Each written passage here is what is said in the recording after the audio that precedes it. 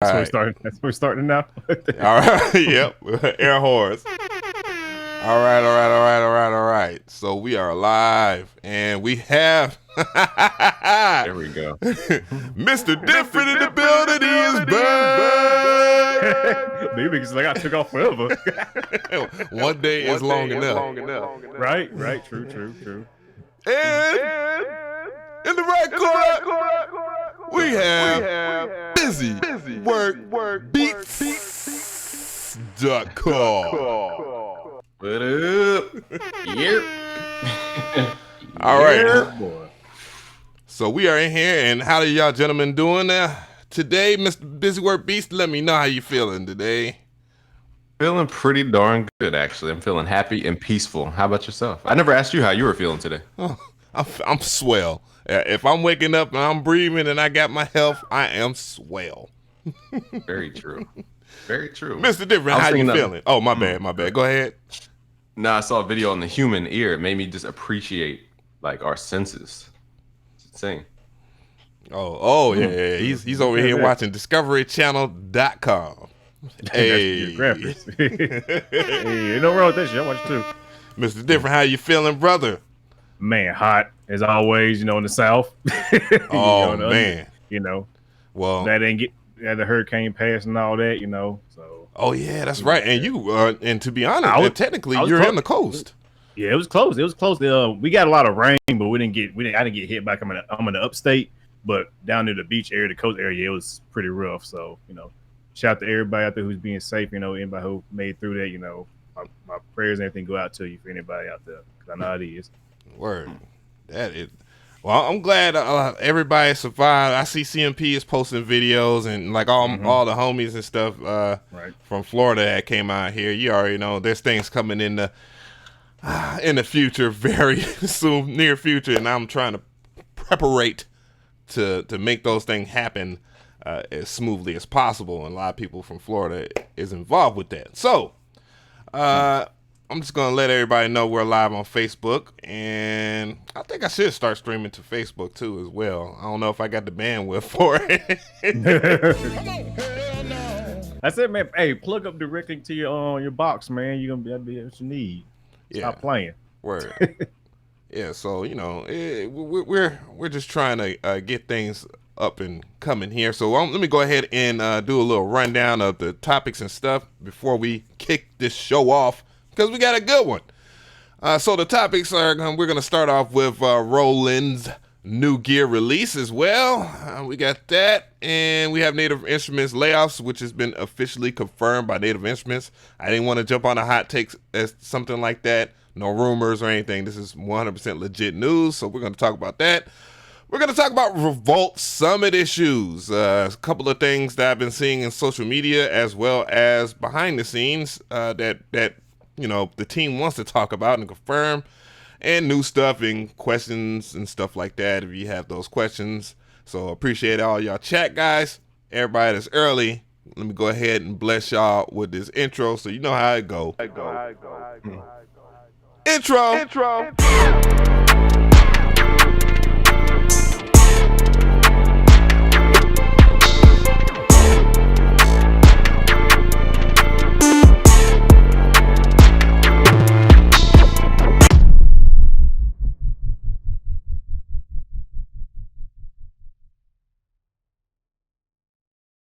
Comment savages here. We got comment savages in the building.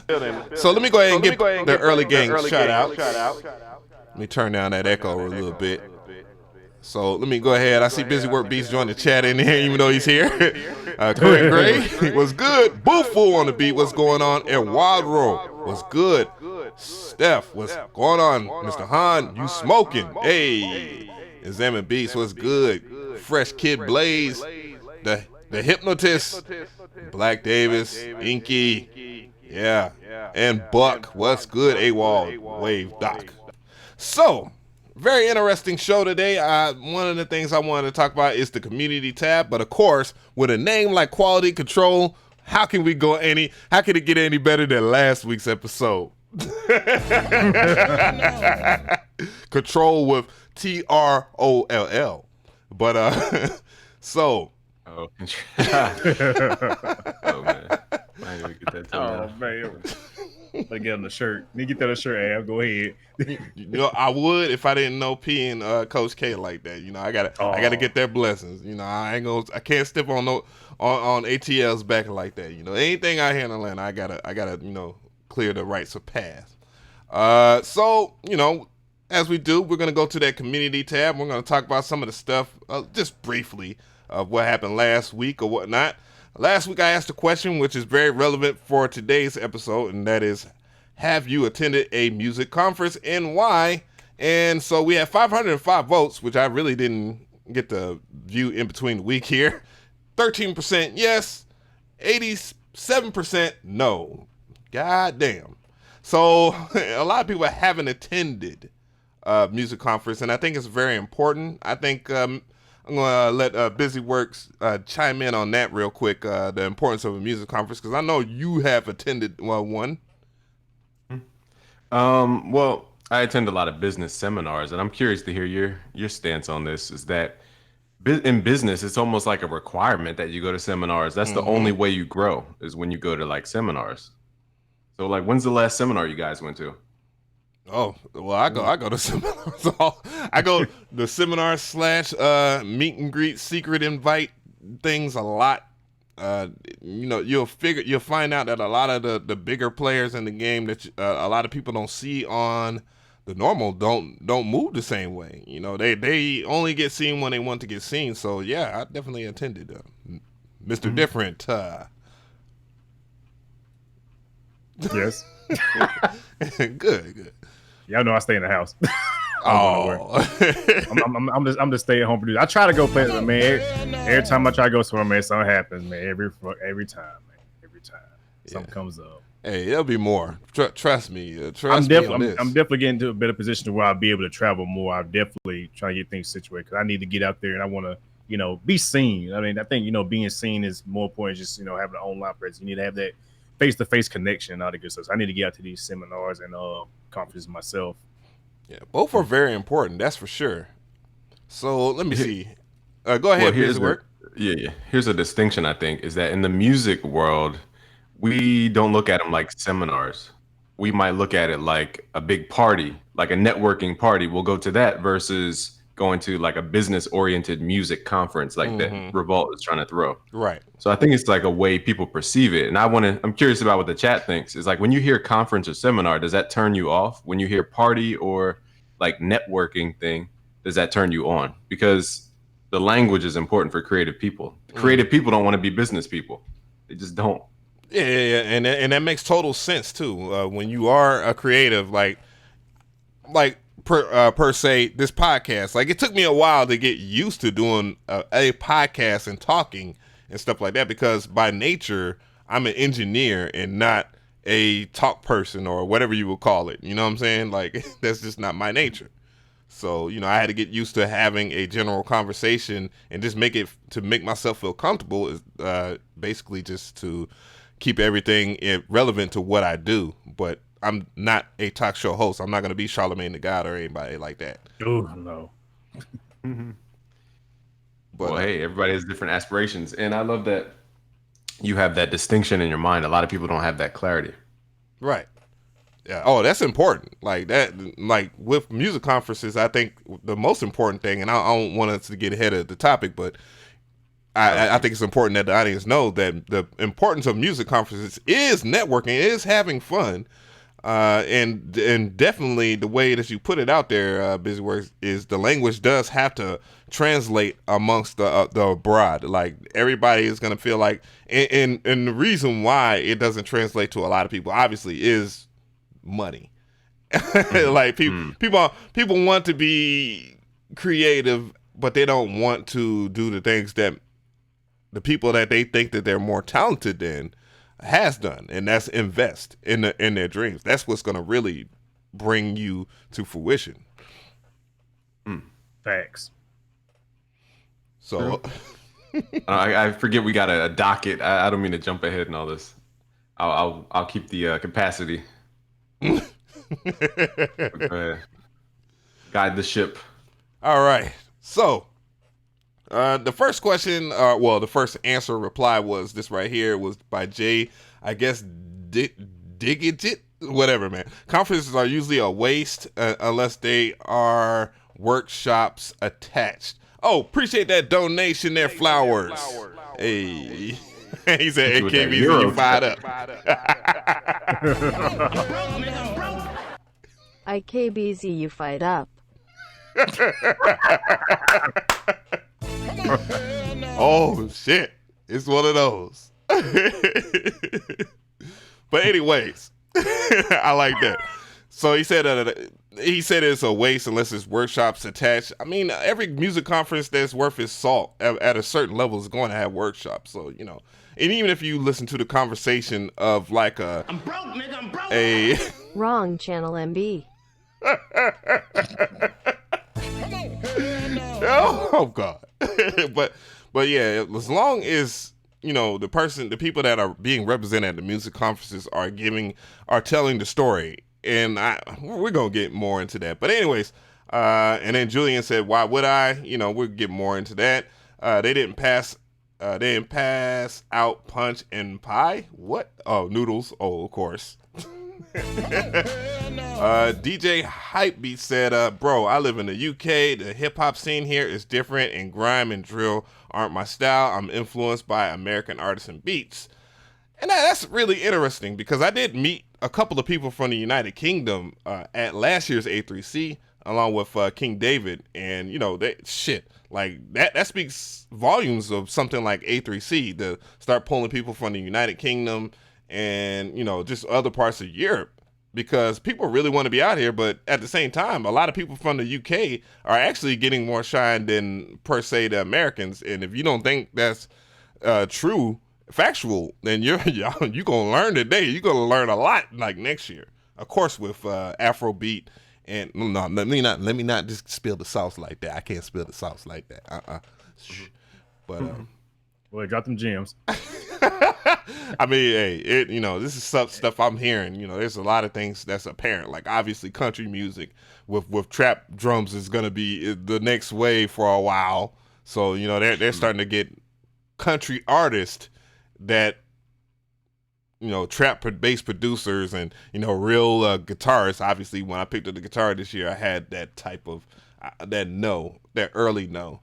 But, you know, I wanted to play the guitar for a while. But anyways, so first topic is going to be Roland's new gear. I know we just had a lot of spilling over and all that stuff. But, and, you know, I had to go and just show off this meme real quick. I thought this meme was pretty funny. It wasn't posted by me. It was posted by Dawless Jamming.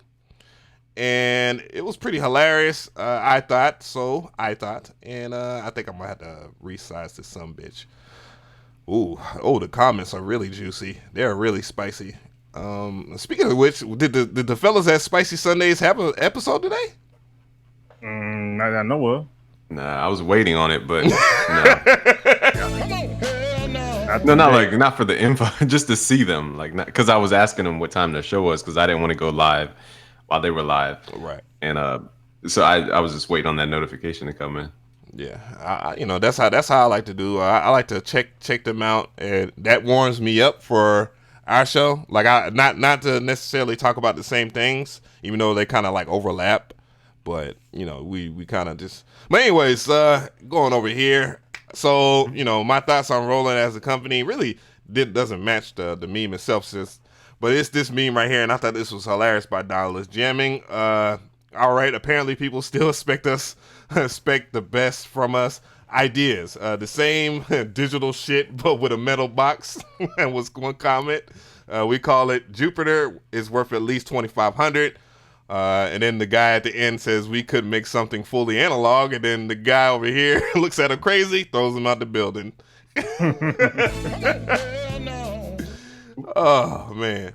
Rolling. And I've actually met them this year. One of the people I've been talking to over there, Roland, but you know they're trying to make me do the Rolling Cloud thing. And you guys tried out the Rolling Cloud thing?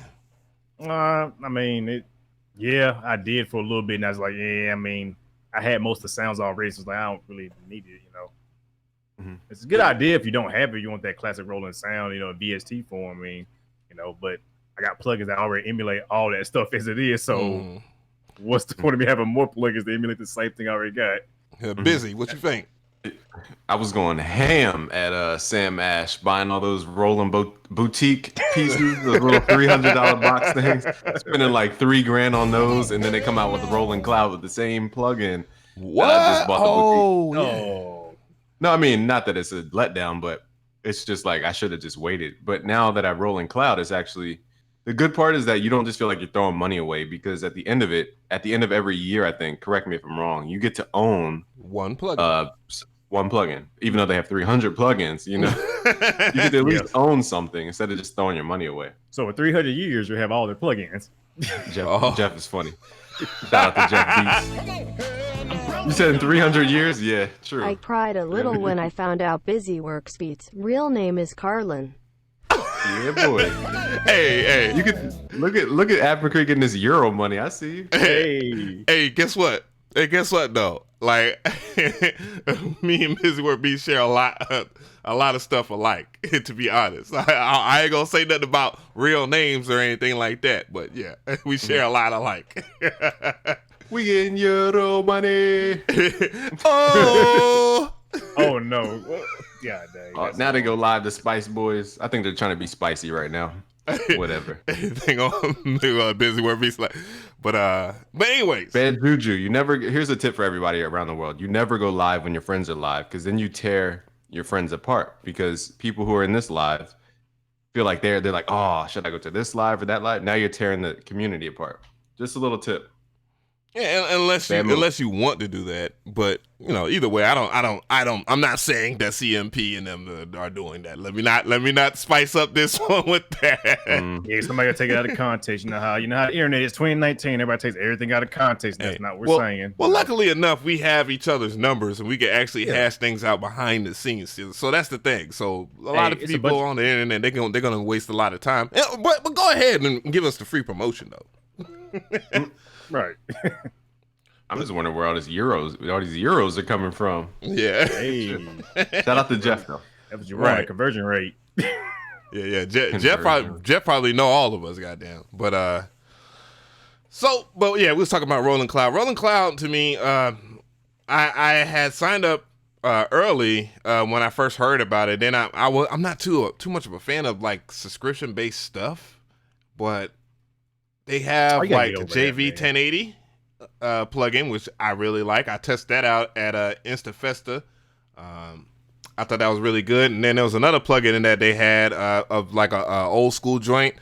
I can't think of the JD 880, I believe. And I was like, oh smack, but I still want that. Like, oh shit, like that is my joint. That's my joint. But a couple of went to let me ask. Go ahead. For the hardware, are we just talking software or hardware too? Well, I was just talking about Roland in general, but we're going to talk about, or actually, I'm going to play like a video of the MC-707 so people actually know what we're going to talk about. The MC-707 was released, of course. Everybody, the influencers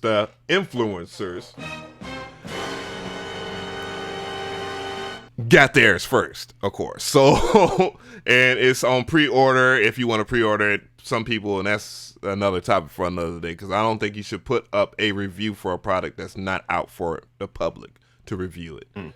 Couldn't be honest at that point. Like, it's not a review. It's just you, hey, I got this early.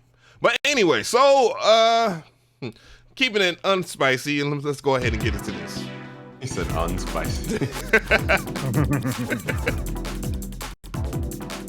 Of course, with that, this is like a jungle slash Hey everyone, drum and this bass is Peter beat. from Roland. I'm really excited to tell you about the MC-707 Groovebox, Roland's latest in a long and illustrious lineage of Groovebox products really dating cool, back to 1996 with the MC-303. The MC-707 basically takes all of modern music production practices and combines it into a hardware unit that is fit for studio, stage, coming up with ideas, collaborating. It's a really great open platform type. Well, just to paraphrase what he's going to embellish is basically what it is a drum machine. It's also a synthesizer, and then it's a sequencer, and then is a sampler, which I did not know. And I was like, holy, wait a minute. I was like, that for almost $1,000, that's pretty much creaking in the area of, per se, the MPC Live. And, you know, I mean, it has all the satisfaction of like the old school drum machine, which I know the new school may not be into, and you're not gonna sway anybody that's the part of FL gang to get one of those unless they really want to understand like how hardware works. So it's kind of like they're sticking to the guns, which I respect, and then at the same time is like, yo, that might not, it might or might not work. It just depends on who gets it. Right. And there's the use case there too, like see how people use it as well. Like, because you can get it and still not know how to use it. Or you see people using it and not be like, you know. But somebody's gonna do something where it's gonna make people go, maybe, you know, who knows? Yeah. I don't know if I'm gonna get one. I don't think I'm gonna get one. Busy, how you feeling over there about that? I was gonna say, do you guys in the chat feel like this is a fire product or like a snowflake product? I want to know your emoji in the comments below, but I'm curious to if we actually use products like these. Like I have a push right next to me, but I don't really use it. That's like, a damn shame, son.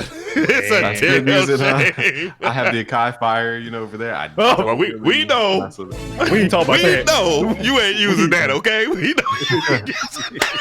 It's just like, is this catered to like the live performer? Like, who is this built for? I'm just curious. Who is it built for? It's not the producer. It has to be somebody else.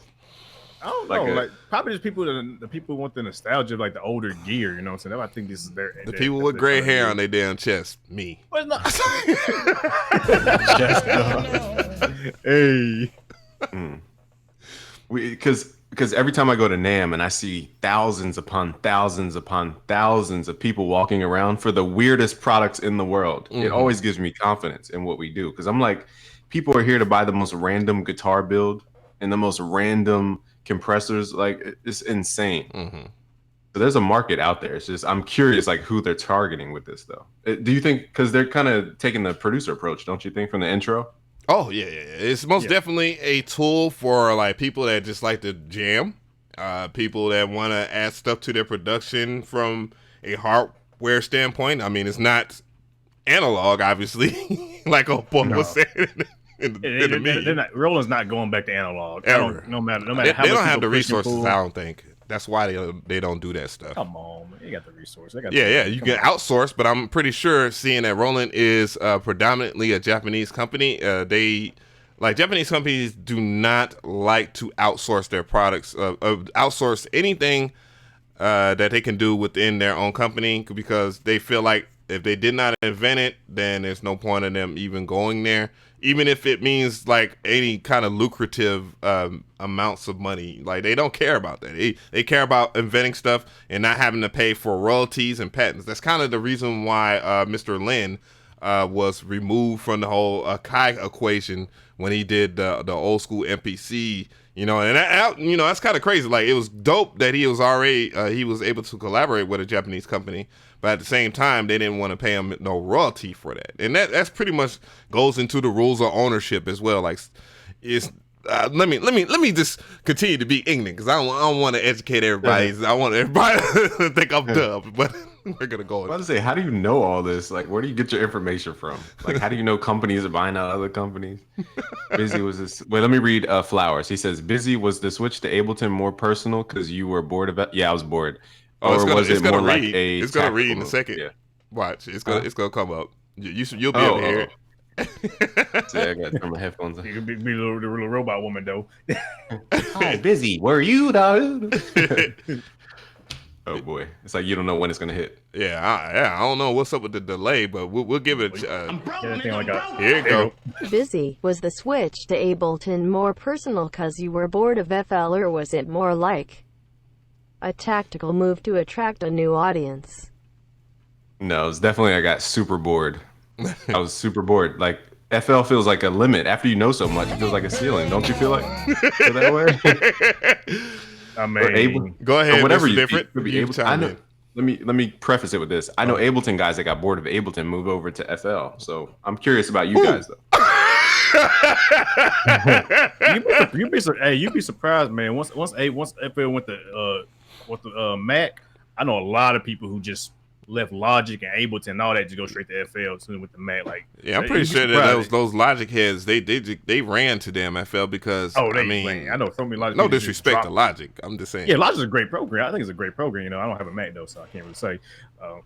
But you know, I don't know. Yeah, I think you're right. I think at a point FL does get to a point like, I want more. I mean, but I find it's so easy to make beats in it. It's so easy to use and navigate. My only gripe with FL that one thing I can't do in FL to save my life is record the way I want to, like actually get some good recordings. You can do it. It's just so many workarounds and so much. They're trying to improve the recording, but it's just never going to be as good as another like Pro Tools or Studio One or Logic or Ableton, even that, you know. I mean, that's the one thing I think FL's lacking. They need to get up on that recording, like how to record and everything like that. And it'll be, I think, you know, it can bring back a lot of people with that. But that's my only problem with FL. But as far as making beats, I mean, you can knock out a beat and so quick in FL Studio. And the shortcuts are just, once you memorize all the shortcuts, man, you don't want to go back. But that's what learning anything, I guess. If you learn anything like that and you worked on for so long, it just becomes second nature. Stretch for this one. Oh no! Well, because I got the push and I got Ableton, and y'all be doing, you know, and we Daniel Bergali's future boyfriend. You gotta love that name.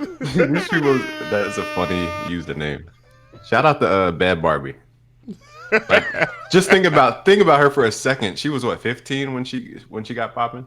Still 15, where her age works. Yeah, she still acts like she's goddamn 14, and so she still hasn't left that damn talk show she came from, goddamn. But nothing to you. She ain't aging. Back to the same age forever. Back to what BusyWorkBeats asked.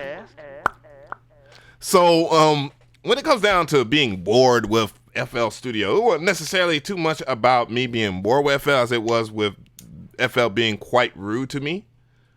They was very rude to me. Of course, they copyright striking the channel, and we all know how that works. Because shout out to Curtis King, but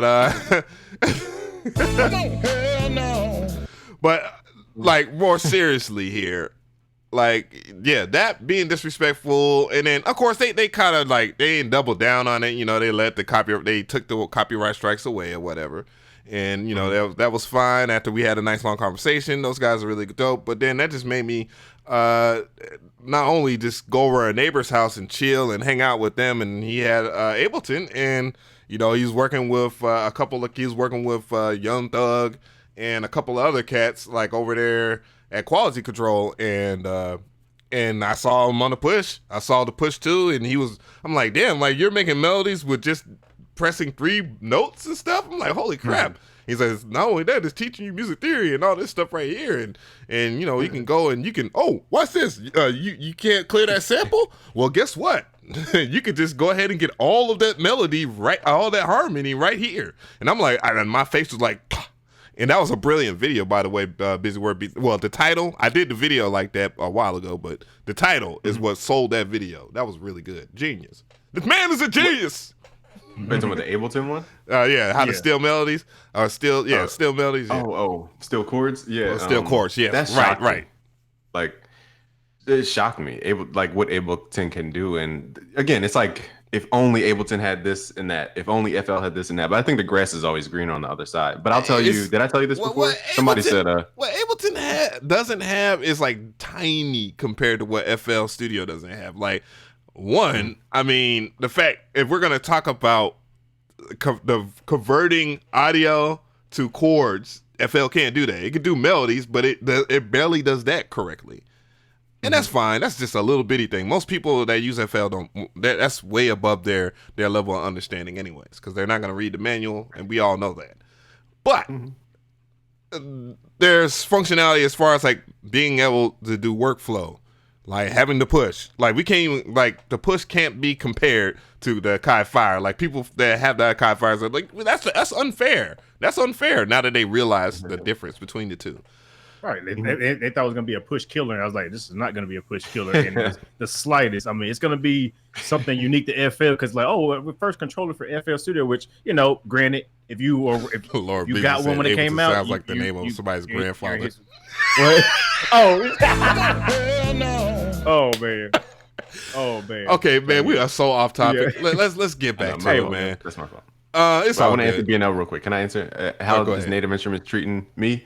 I just got 2 keyboards in the mail, so shout out to Mick Benjamins. That's all. Hey. At least he sent it to somebody that actually knows how to play the keyboard and actually uses their products.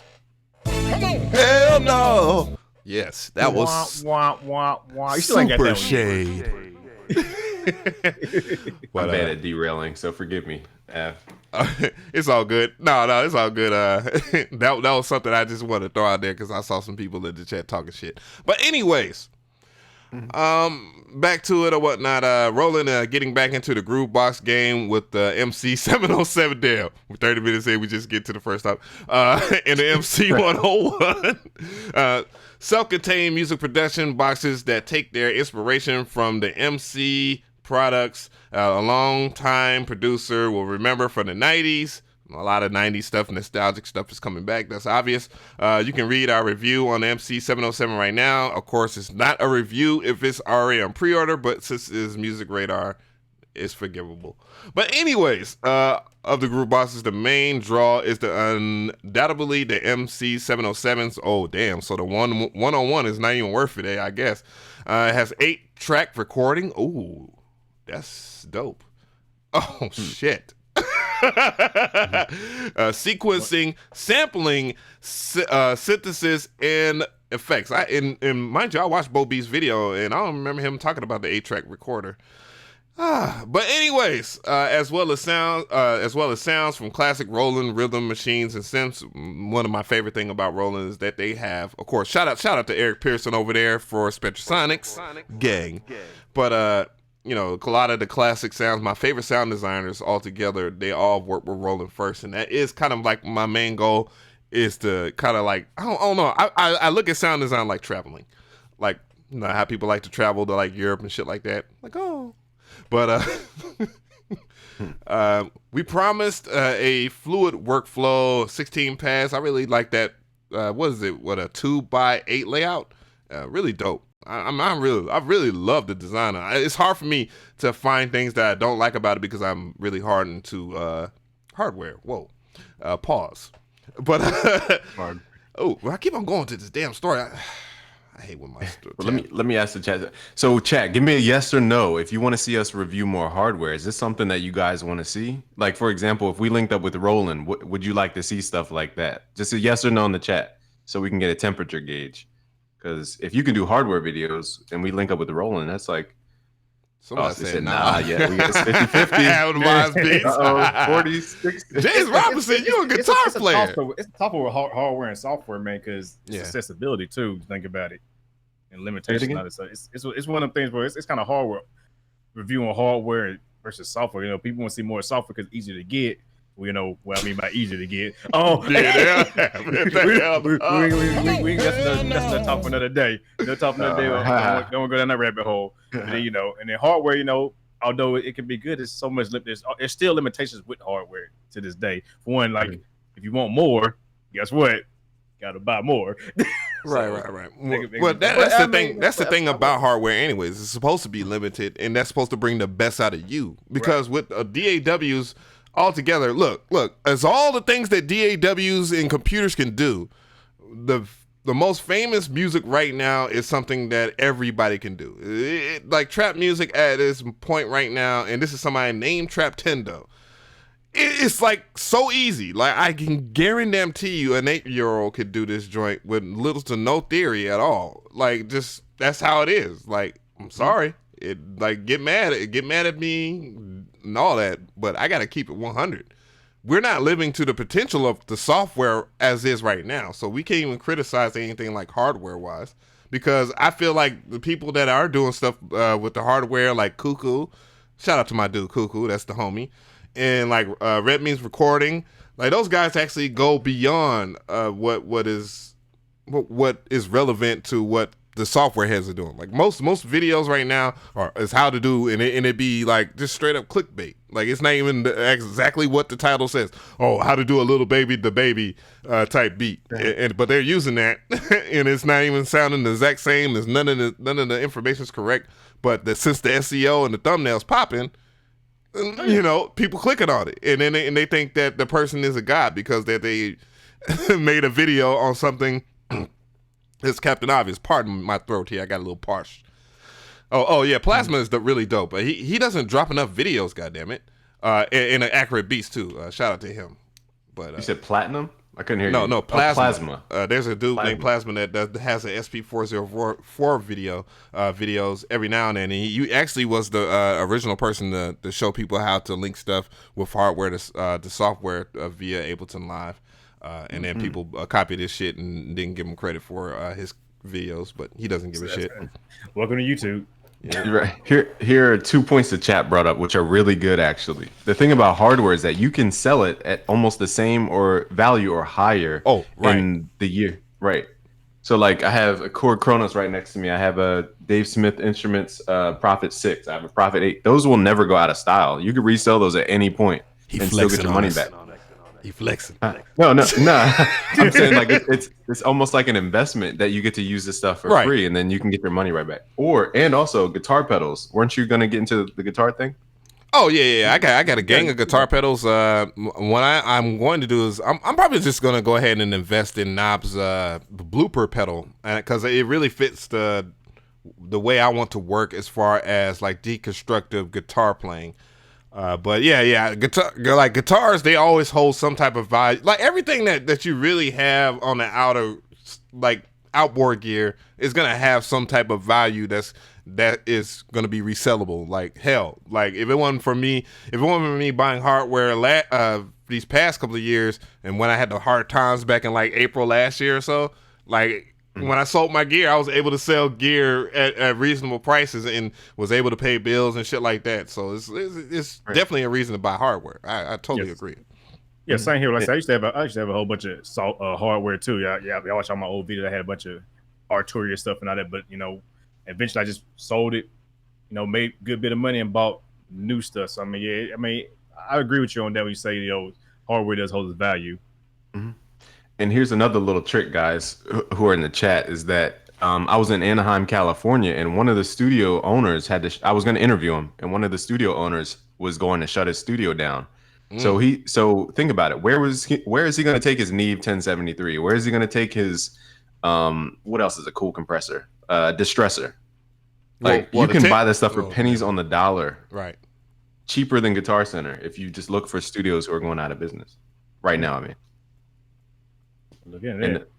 Usually they'll give you an asset list of all the equipment in one big Excel sheet, and you just pick it and just pay pennies on the dollar. It's cheap. Go for it. Right. And we'll see. Somebody was like, get rid of them KRK. I don't like my KRK rectifiers. People always ask me to do studio monitor videos. I mean, I would do one just for the sake of doing it so people can understand how to use studio monitors correctly. But I don't trust me. I'm not and I'm not disrespecting KRK, by the way. These, like, if you just don't have any money to get anything else or whatever, the KRK rectifiers are very reliable. But if I was to pick a pair of studio monitors, I probably wouldn't have these if budget or whatever. But they're here. They're good, nice decoration. But let's see here. Let's see. And then they also, Roland, they dropped the Phantom. We just talking about the Phantom. Goodness gracious. But they dropped the Phantom too, and I got to see a little bit of this video. Just a little bit. And I know BusyWorkBeats will enjoy this too. Okay, I'm going to watch it on my phone. Oh my God. This is the brand new Roland Phantom, a wonderful musical instrument and a creative hub. Quality metal. I'm skipping ahead a little bit on this real quick. Built into Phantom is okay, so he's going. Man, can we? Never mind. You know what? Just end the video. Like, I mean, it's. And I feel like people watch my videos like that too. That's why I don't really try to talk like that. Like I just try to demonstrate, then just talk, joke, demonstrate, talk, joke, demonstrate. And you know, that's a format that actually works a lot. So, but anyway, so you know, just other than that, let's just paraphrase it a little bit. Perennial favorite amongst pro live performers, music producers. Absolutely, I have a Phantom XR. Want to produce their music using a single device. The Roland Phantom ranges has been rebooted and redesigned. Pardon me, We'll do it live. Fuck it. I'm just messing up. But there are 3 models of the new lineup: the Phantom 6, 7, and 8. That's usually how that really rocks there. Of course, you know that Roland, they came out with their other things with the 707 and all this. I'm not reading from the paragraph. My God. But the Juno, whatever it is, JU6A boutique, I'm not interested in that. And then the Jupiter X, I know that people was talking about that. But overall, we're just going to go ahead and go into the next topic here. And we're going to get into the quote unquote what the brothers over there at Spicy Sundays will say, the spicy stuff. Wait, can we react? Dang, you just skipping through this. I feel like the Joe Budden podcast. Now I know how Joe Budden feels like when they just want to skip straight through all the stuff.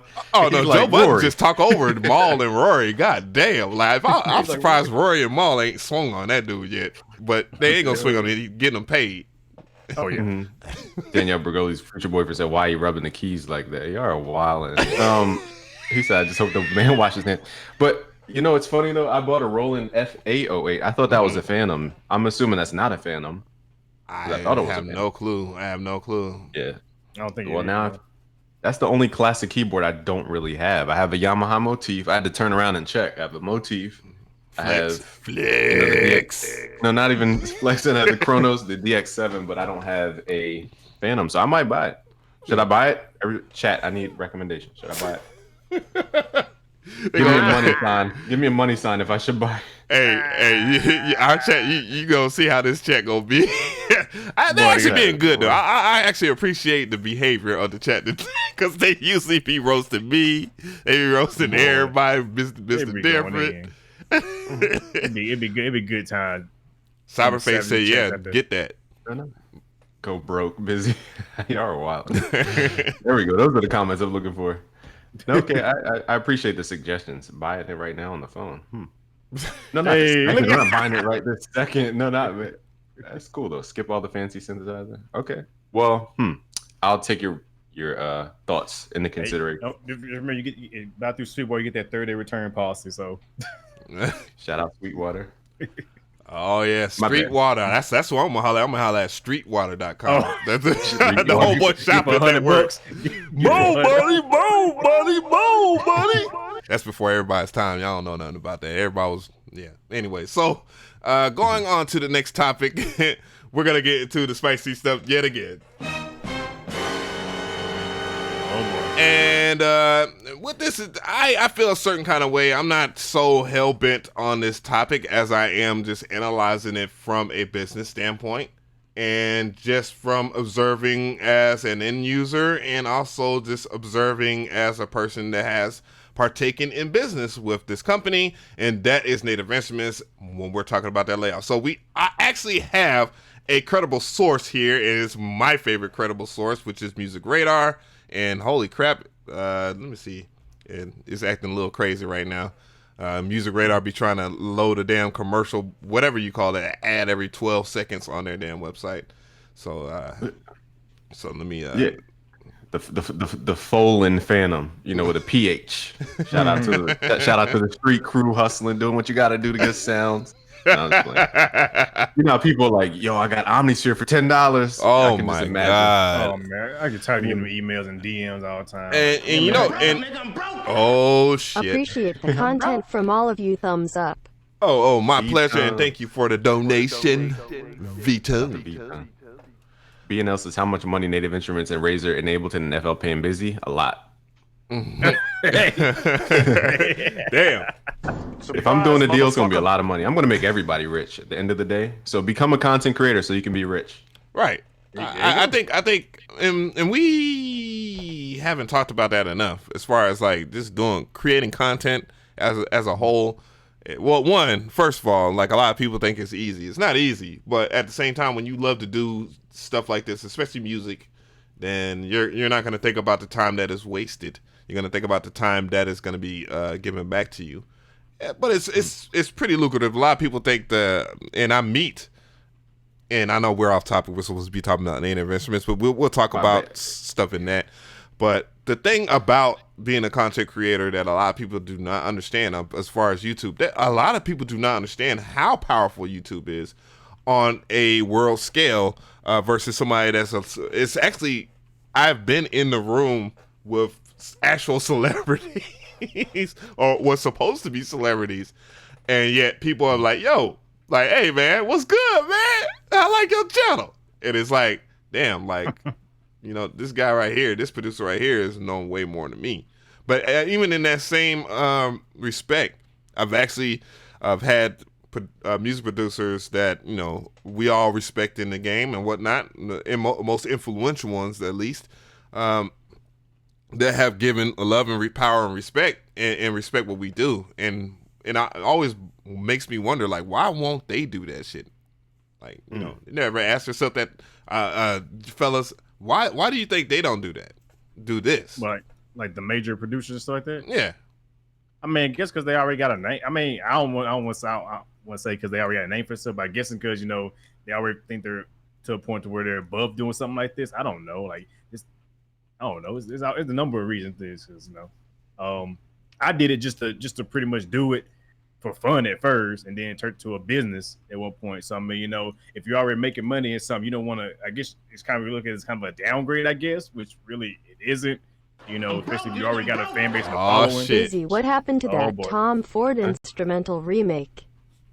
Oh, the UMG took it down. They approved the copyright, and then they let me do it for a year, and then they took it down. Like, what was the point of approving the copyright claim? Don't mess with anything with UMG, Universal Motown, all that stuff, man. That for real is a pain in the ass, and they actually messed up one of my podcasts recently, and Mr. Different. I was about to say Mr. Busy Work, but Mr. Different. We both got our copyright strikes for them, and it is what it is. I'm not gonna go in further on that because there's things I got on the pipeline. I actually know people there. Good news is YouTube is correcting that behind the scenes. I just got their email for the creative insiders. But here's the thing though, Av, to let you know your influence, I told you Nicole Nix, shout out to Nicole Nix, producer Nicole Nix, actually producer _ Nicole Nix with 2 X's on Instagram. She was like telling me how influential you were, because she put me onto you even harder. Like, she was like, did you see Av's new video about whatever? I forget what it was. Hey. I was like, dang, you got girls all the way in Vegas watching you? You don't even know? So, shout out to her. And my theory is that I don't think the man at all. Huh? I say, ever create no ladies man. I'm a lady man, one lady man, lady man. But lady man.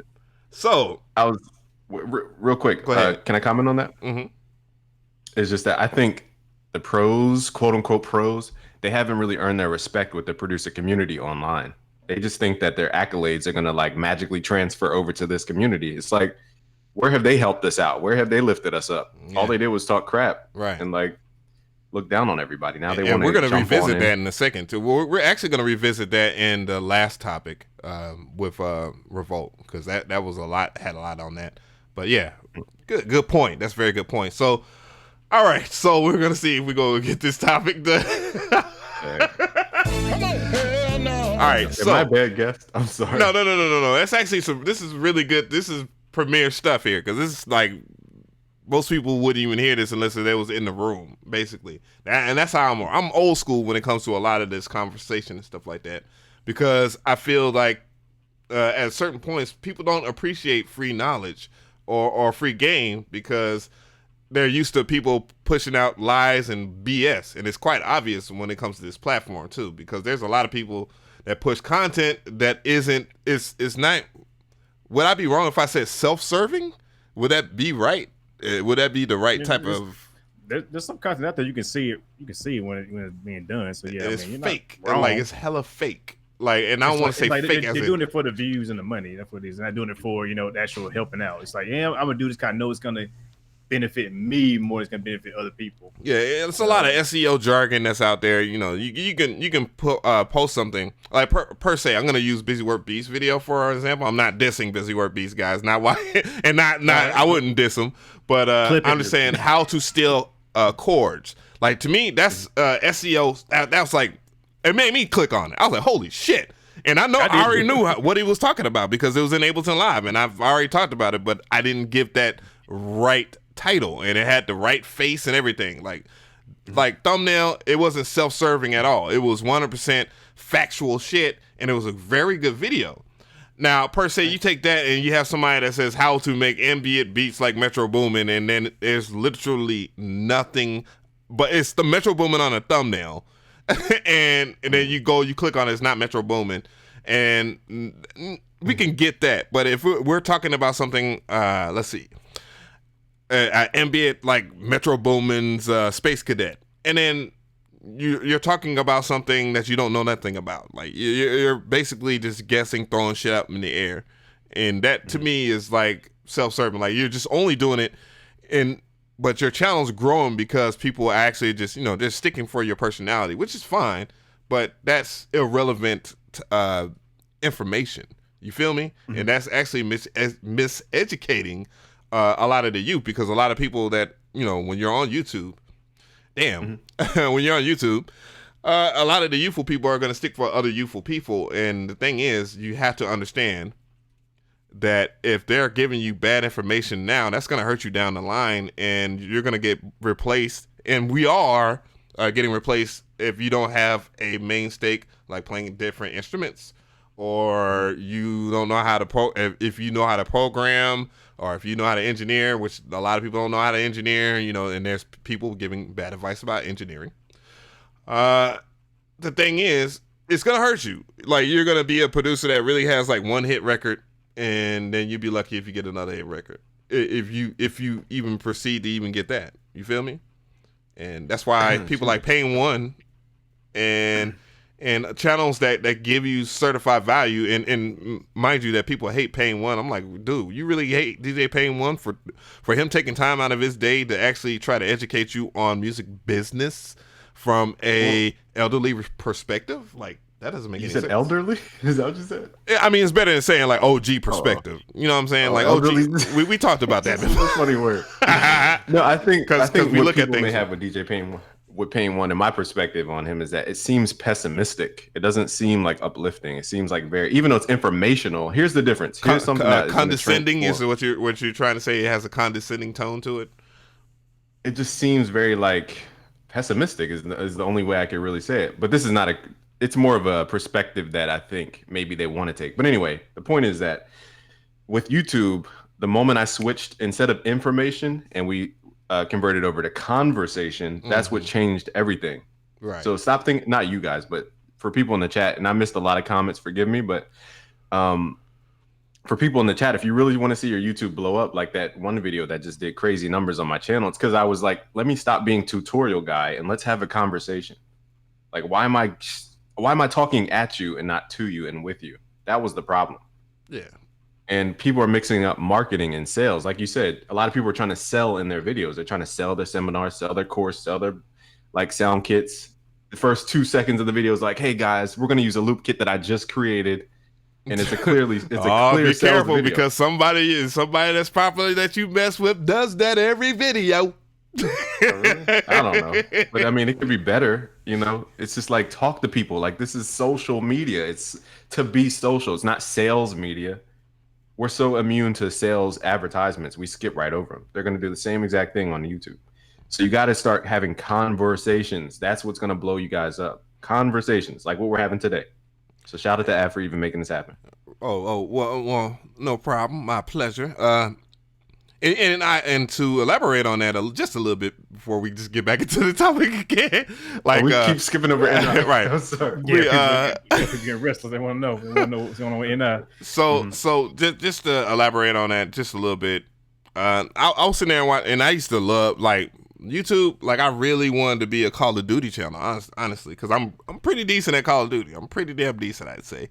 But I used to watch a lot of the Call of Duty channels, like in the heyday, like the 2009 with Modern Warfare, and people were raging, and I hate Modern Warfare 2, and I love it, and this game sucks, but I got a nuke, and all that. Like that type of content was popping, but now obviously it's not as relevant as it was, of course, with Machinima and all that other stuff, and yada yada, MCN. But anyways, I watched a Call of Duty video the other day from Call of Duty channel, obviously, and the dude pretty much like he showed like a little bit of the video, then he had this god-forsaken long intro.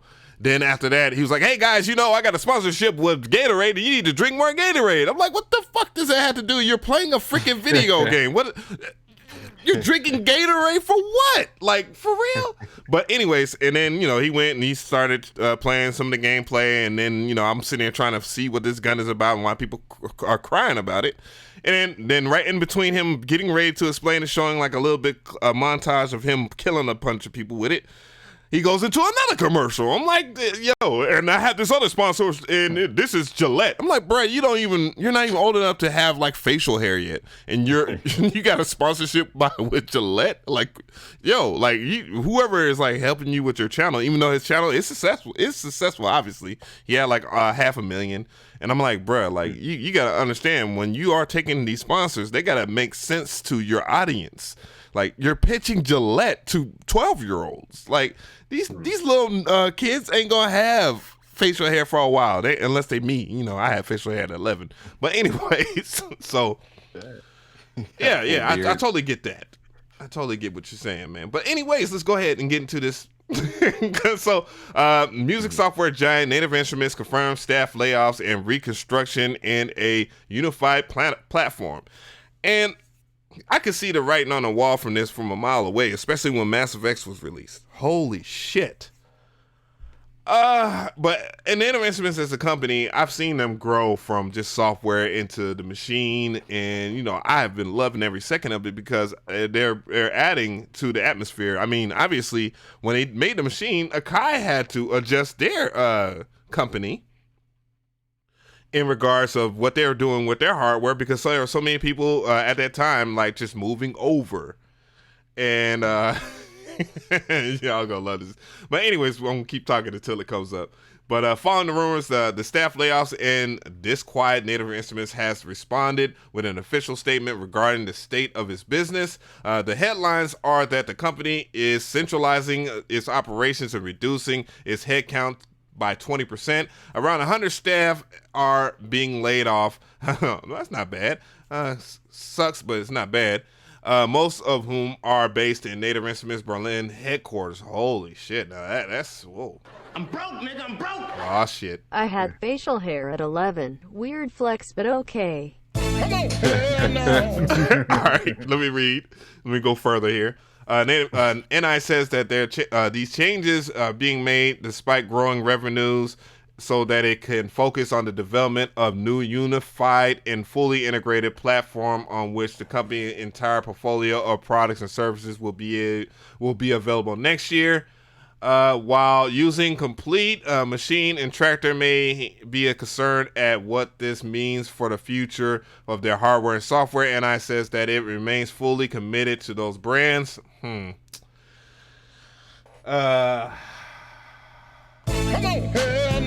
But yeah, I mean, getting into it, and I'm gonna go ahead and just start it off, and I'm gonna allow people to chime in at a time. I'll let Busy Work chime in first, and then I'll let Mr. Different chime in next. So my honest sentiment about this is, first, of course, yeah, Mass Effect was very disappointing. From somebody that really intakes sound design, it was not a lot to appreciate from that standpoint.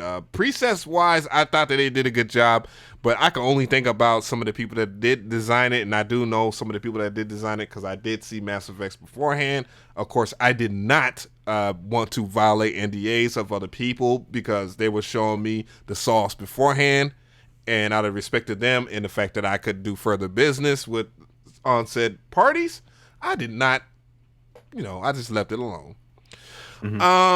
So, you know, but when it comes down to it, I can see that the writing on the wall with it. It took a long time for Mass Effect to come out. It was supposed to have came out in February, and then it ended up coming out later, and then it came out with little to no instructions. Actually, no instructions.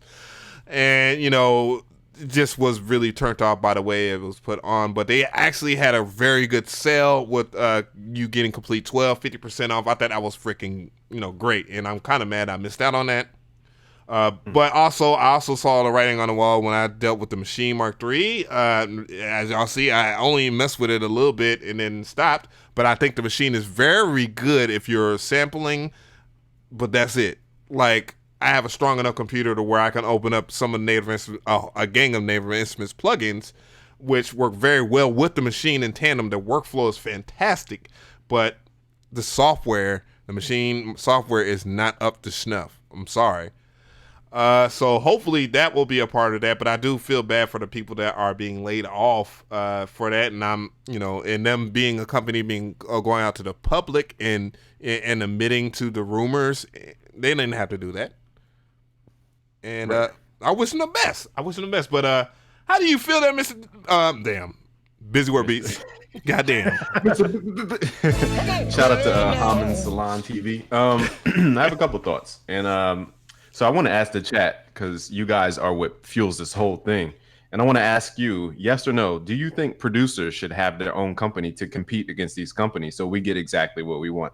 For producers, by producers. Should we start a company, a software company, to not compete, but like to give you better solutions for stuff like the Massive or the whatevers? What do you guys think in the chat? Let me chime in a little bit, because I do know a little bit of the interior of Native Instruments here. And a lot of people, I know they when you see Native Instruments and stuff like that, you think about like mass corporations, but these companies are probably like maybe like 300 people big after being grown a couple of years. And early on, with these guys being developers and all that, just working with other companies, not going to tell Native Instruments full business. Maybe they'll tell their story one day. They are producers.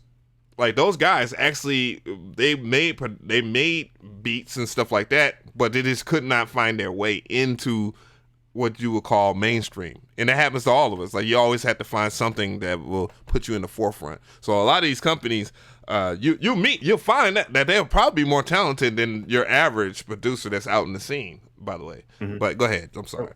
Yeah, I'm not here to crap on anybody's stock, and I'm not here to destroy anybody. I think my question was, of the producer community, of the visible people like Avs, Mr.Different, right. You know, like us, like, that's why I mean there's a difference between these offline producers and online. They haven't earned their respect in this community. That's just my perspective. Tell me if I'm way wrong.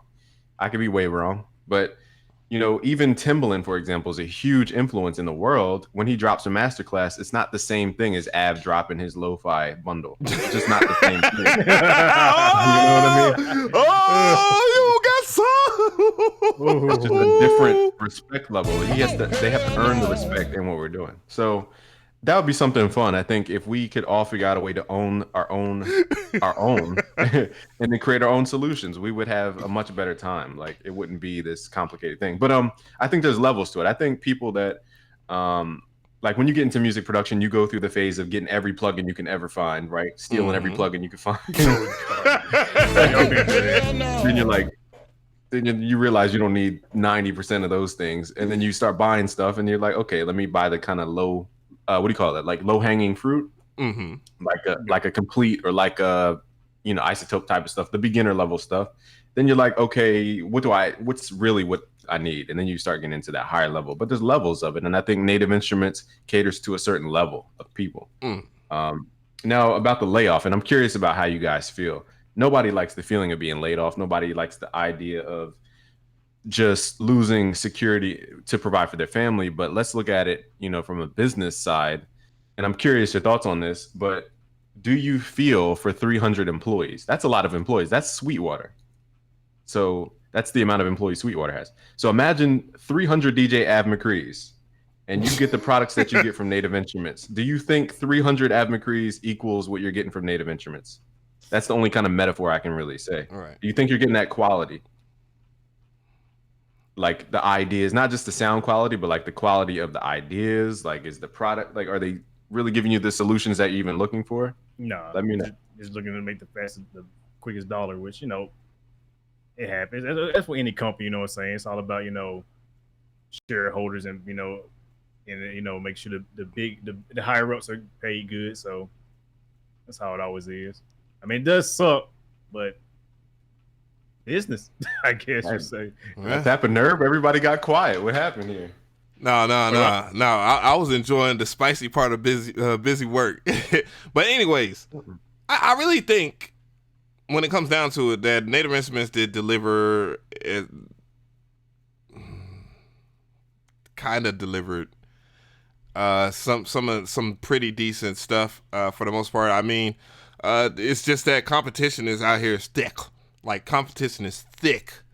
And when you're talking about like software and stuff like that, and I mean the company that I would even bring into mind that will compete with their context stuff would definitely be UVI. They definitely compete. The only thing that the biggest difference between UVI and Native Instruments is probably that Native Instruments is their own hub. Like they don't spread their stuff. They don't spread their royals. But UVI as a company, they actually have their stuff with Avid. Like they're partners with Avid, and then they're partners with other people. I wish they would be partners with Plugin Boutique. Hint, guys. But like plugins every month. Yeah, man. Everybody would. Oh my God, if UVI was on there, that'd be it. You hear me, fellas? But anyway, so. But when it comes down to that, you look at Native Instruments as a company. When you look at that, even though there are a lot of machine heads out there, when you compare that to something like the Push, is not comparable by the software. I think expectation was just too high. It was just like too high with most people. That's what it was. But the price of the Machine Mark III is actually really good. It's very competitive. I mean, you look at the things that you get versus the Push 2, then you'll see the value in the machine. But the thing is, the software is the problem. They definitely have to tighten that up. So, I'm just looking at it from a perspective of what they're doing with Sounds.com. I think Sounds.com could be very good.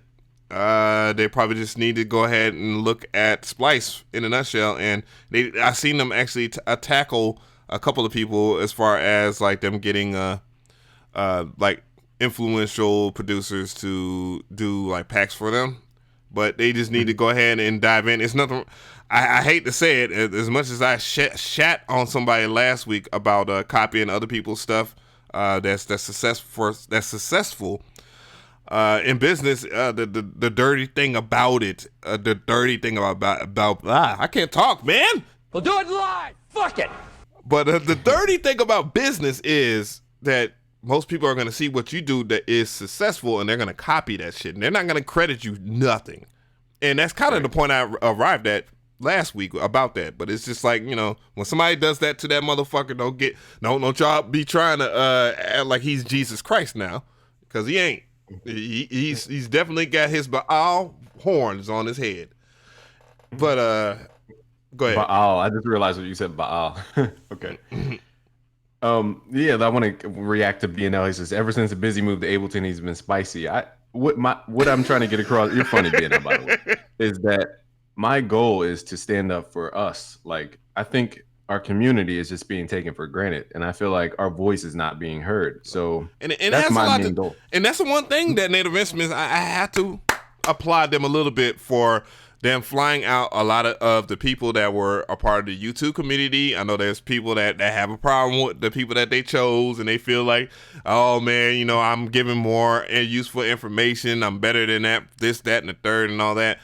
Let's just celebrate these people, man. Like DDS, man, works really hard. And I'm not just calling him out. DDS is just somebody I really fucks with. Accurate Beats again, and I'm just happy to see Accurate Beats in full health right now. You know what I'm saying? Because he's put in work. He's dealing with an issue that's a medical issue, and that's something.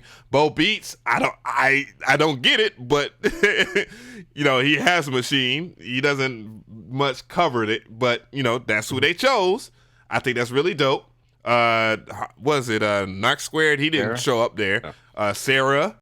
Again, I know a lot of people. Nah, let's not. We're gonna move past that spice. We ain't gonna go there. But a lot of the people. They was like.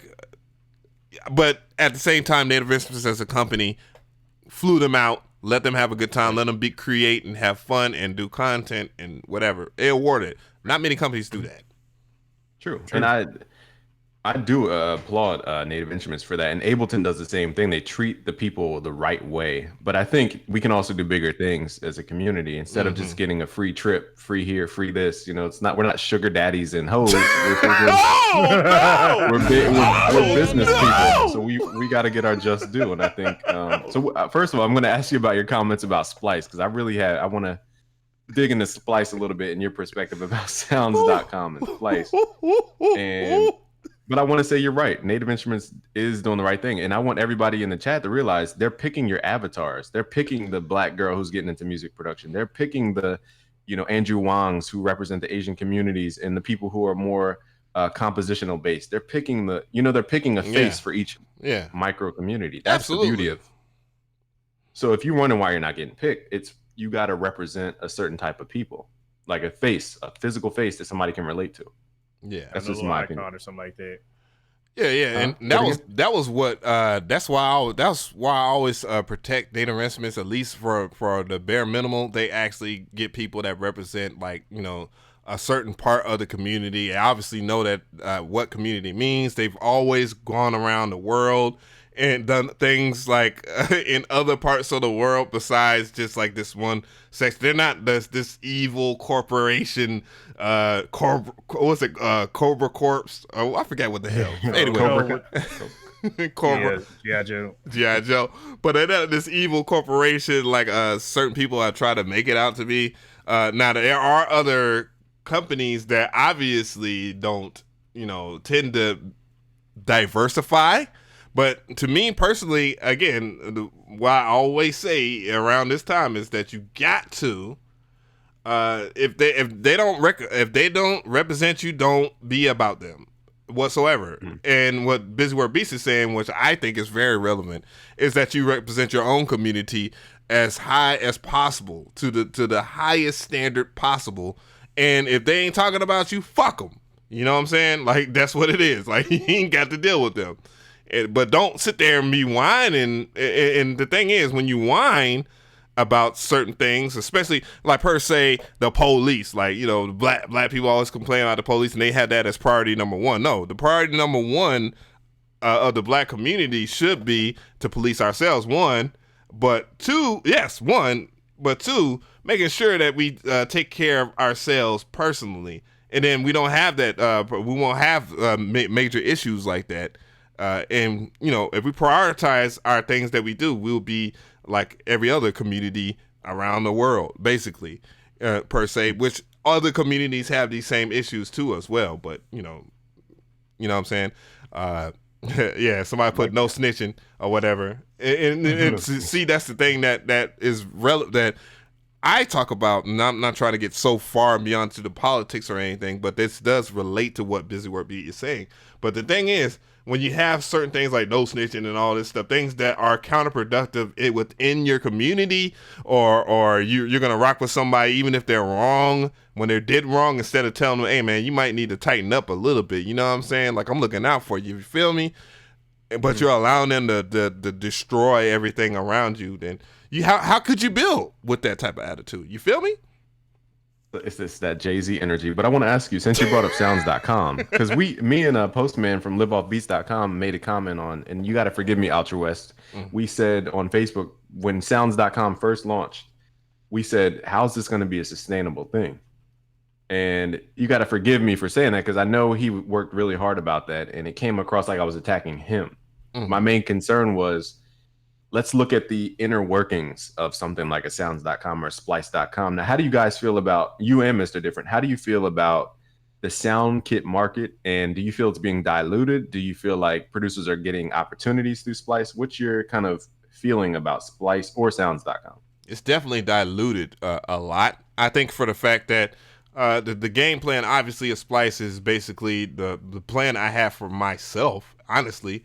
But you know, they using celebrities or whatever, the celebrities that have nothing to do with sound design. Like they don't make them, they don't care about none of this shit. Those drum kits know nothing. They don't care about violating. I went back and forth with Splice with them on every level, from my YouTube channel to, you know, just having my kits. There's things that I have sat there and grinded out and made, learned how to make like a Lex Luger snap clap or something like it.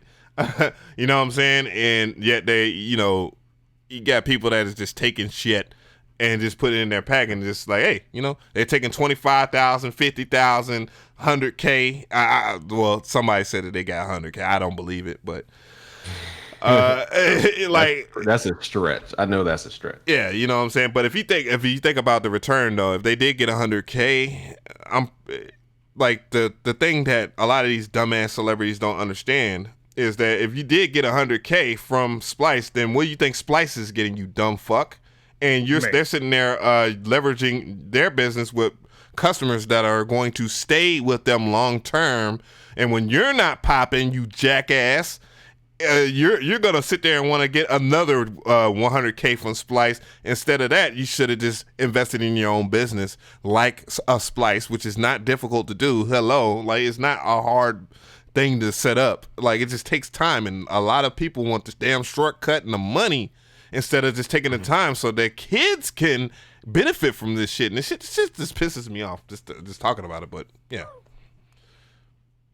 What are your thoughts, Mr. Different? Yeah, it's definitely dilute because, you know, nowadays everybody's a sound designer, so they just sound designers with no motherfucking sound designing videos. Everybody's a sound designer nowadays. Sound designer it's a very small community of sound designers who actually sound design and really do it. It's very small people really do that. You know, you being one of them, man. You know, with your kits, some of the best electric X kits on the some of the best electric X kits on the goddamn internet. I don't care nobody say.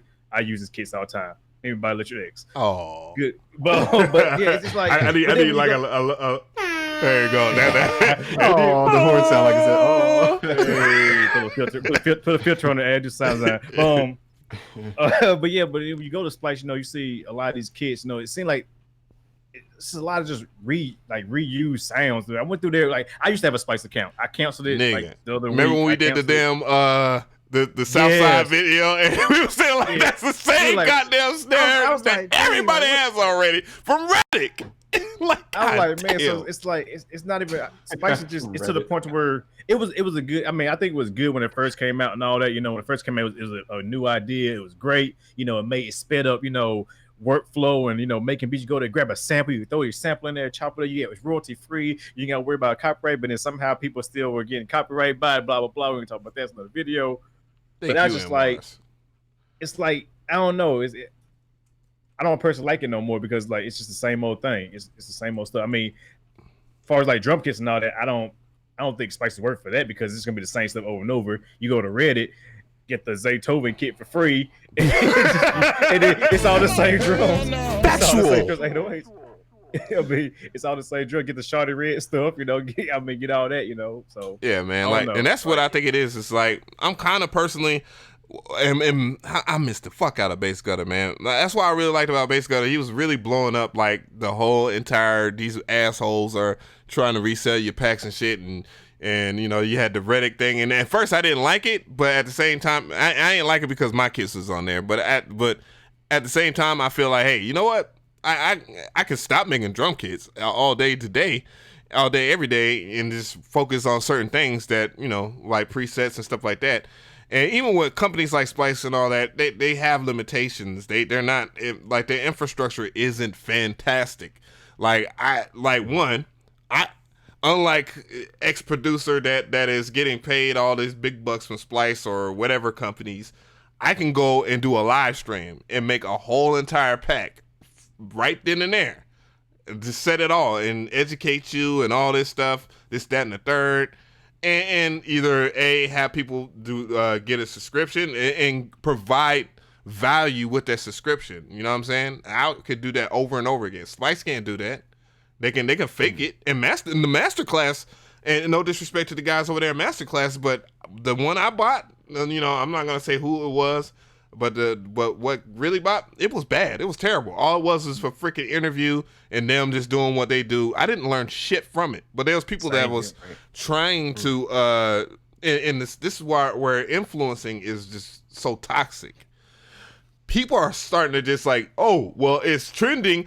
Oh, well, it was so great. It's like, nigga, Are you serious? Like, did you watch it? Did you actually watch the same video I watched? Like, he taught you nothing about whatever you thought you was gonna do. Like, for real, you just paid $100 for a conversation, my dude. A conversation, just random. We're doing that now. Pay for that. That's why I presented the question earlier. I said, what would I'm just saying Native Instruments, any company, what would any software company be like if they had 300 people thinking like you thought, which is putting the customer's value first, not trying to milk us with an interview-esque course. Like, I know what you mean, that feeling of buying a course, you open it up and it's like, is this really what I spent $1,000 on? Are you serious? This is nothing. This is nothing. Like, compared to free videos on YouTube when you guys give tons of value. Right. First of all, the chat is hilarious. I want to acknowledge I'm just being quiet. Wait, in the chat, I want to ask the chat, do you guys use Splice, or would you ever use Splice? Do you want to use Splice? What's your temperature on Splice? Because I have like 5 quick points I'll make, if you don't mind. About Splice, I mean, and the whole business model of Splice. So firstly, if you think Splice is protecting your kits from being downloaded for free, I have bad news for you. Your kit can still be downloaded for free. It doesn't matter. People can sign up for a free account any day with a new email every single day, download every one of your sounds. They have it for free. They don't ever have to buy a thing. So they can still get your kit for free. So don't worry about the Reddit links and all this. Splice is not protecting your stuff from not being taken. Okay, so get that whole illusion out of your head. Right. Secondly, with Splice, I said the cancel thing, but the thing about Splice is that everything is valued the same. Like, would you go into Neiman Marcus if it were the same price as Macy's? Would you still look at Neiman Marcus the same way, or like a Nordstrom, or what's a big store? Barney's. I don't know what you guys have out that way. But we got all that, you know. It's ATL, shouty. We got all that. We got all that. All that. Cool. Gucci, Louis. So imagine you went to the Louis store and it's the same price as a Walmart belt. You'd be like, why would I ever buy Louis? I'll buy that damn Louis belt too. Walk out store with 12 of them. Now playing. So the problem with Splice is that it's making everything seem like it's the same value. It's not. And when you go to McDonald's, you can't buy one French fry. Oh damn. This is how banks destroy the value of the community, and this is what I believe Splice is doing, whether they know it or not. And what we're doing is feeding the beast. Like, we're feeding our own destruction. It's the iTunes model. You wonder why music got deteriorated to nothingness? iTunes. They just milked it until it was dead, and then now we have to come up with new ways to monetize. And technically, when you look at, man, I don't want to be telling everybody the damn sauce now. Goddamn BusyWorkBeats, but when you technically look at how the music industry is played right now, the industry themselves, like, people are always saying, oh, well, they're not making, the Zex ain't making no money. Are you an idiot? Yes, they are. Matter of fact, they're making way more money now than they were during the CD era. And it's the numbers to prove it publicly. And if you sit there and look at streams, it's 0.00000000014. Like that's the claim, that's what you're getting as an artist that's independent. Imagine if your shit pops off or whatever, and you just don't get nothing from it. But the reality of it is, because you lack the knowledge and you want to run to the labels to get this exposure. The labels, is no conspiracy that the labels themselves all got a hand in the Rap Caviar playlist, the most popular playlist. Come on, bruh. And then on top of that, the other playlists that are popular on Spotify and all that shit.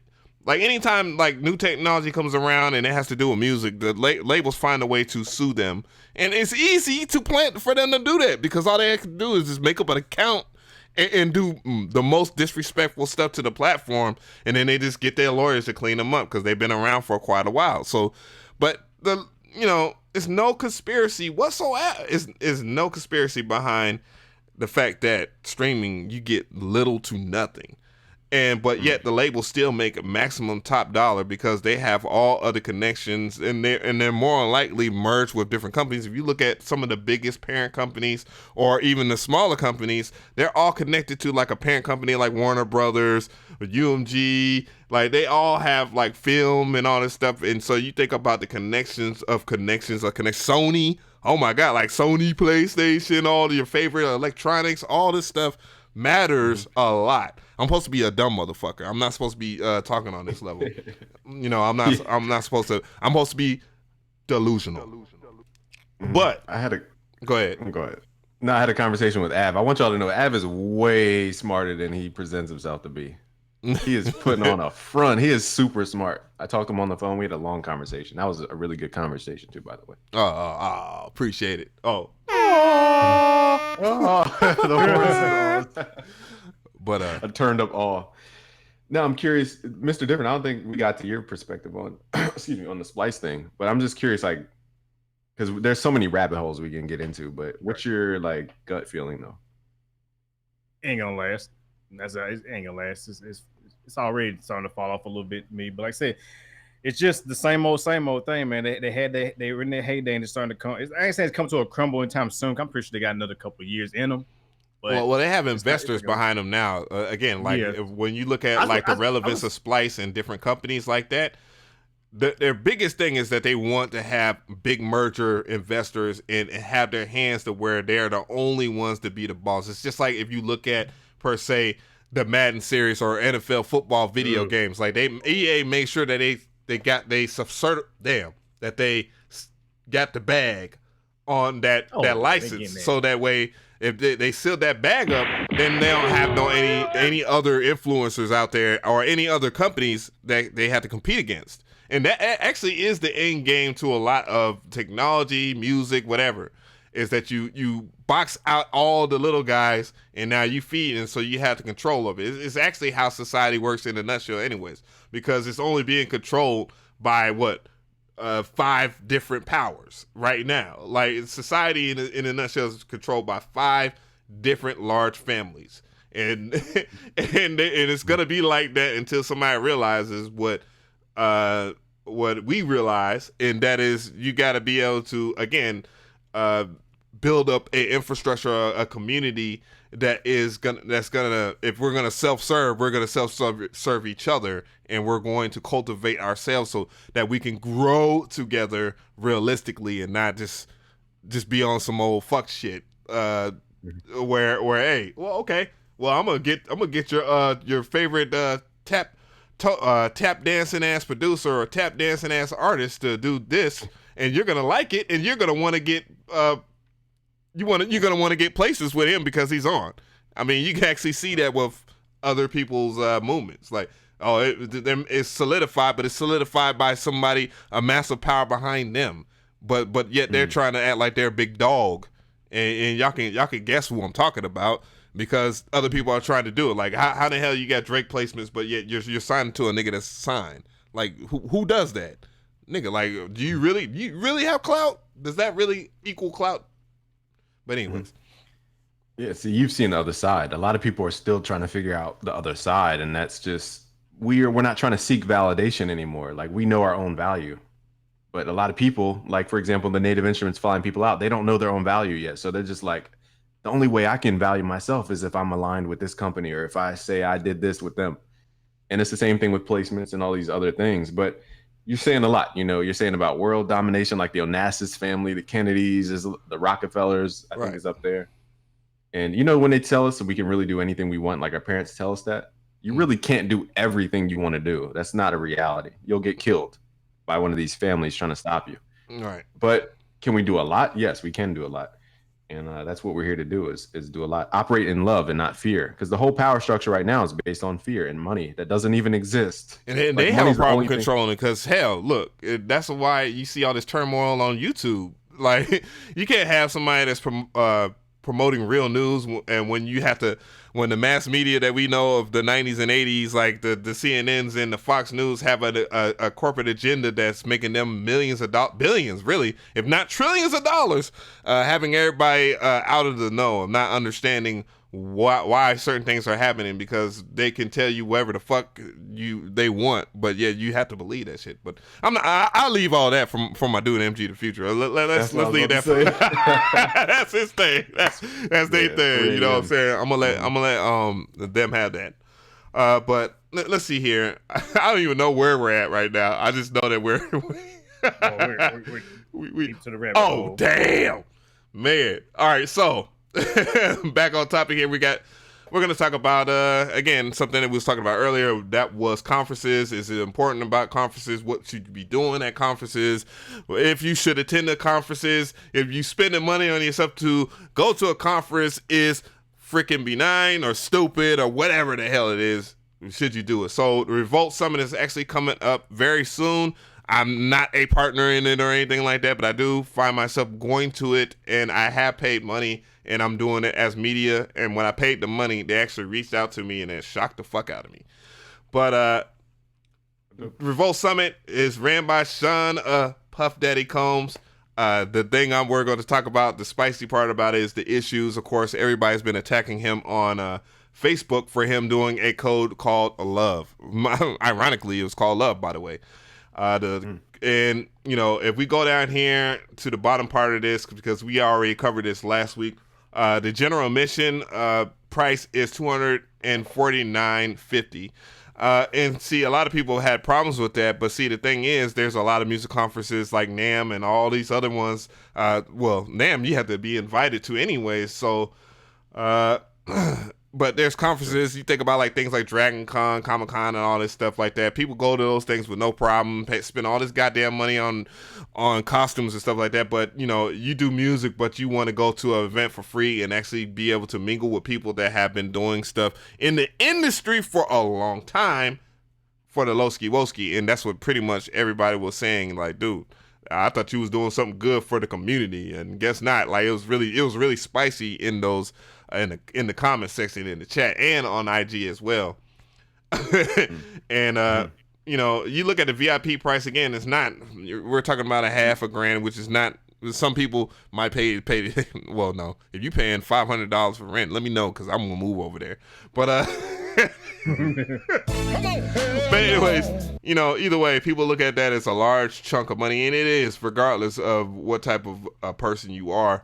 But you look at VIP for $500, but if you look at it from somebody that attends music conferences, looks at them, it's not a lot of money, especially for what they're going to offer with the VIP. You know, and there's some influential people there, you know, might not tickle your butt cheeks, but hey, you know, when I look at names like Andre Harrell, Timbaland, Jeezy, T.I., which, you know, I know him personally, so it doesn't even matter, Remy Ma, Jermaine Dupri. Some people don't think that Jermaine Dupri deserves a slot on the top 20 most influential. I can argue that he does. DJ Drama, you know, Ebony, K. Williams, I don't necessarily know them. There's no diss to them. You know, of course, Coach K and P, you know, a quality control. And I'm going to tell you right now, those two names alone sparked my interest. And, you know, I got my mentor, Rico Wade of Organized Noise, going there. Lenny S, known him for a while. Jordan Lucas going to be on the poll. But people, you know, are trying to kind of fill in the way to flex about T.I. I mean, T.I., see, the thing is, I'm old. Remember that. T.I. is old too. So, you know, he's an old head.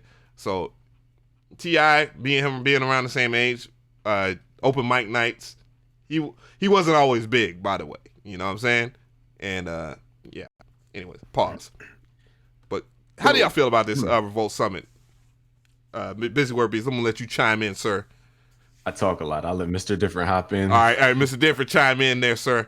Yeah, I had to give my little anime stare. Everybody make fun of me when I be staring into the abyss. Over here. Staring into the abyss. I know, with the sad piano music in the background. I think it's pretty dope. I mean, you know, you get all these opportunities and all that. I mean, yeah, it's a little pricey for most people, for most average people like myself. I can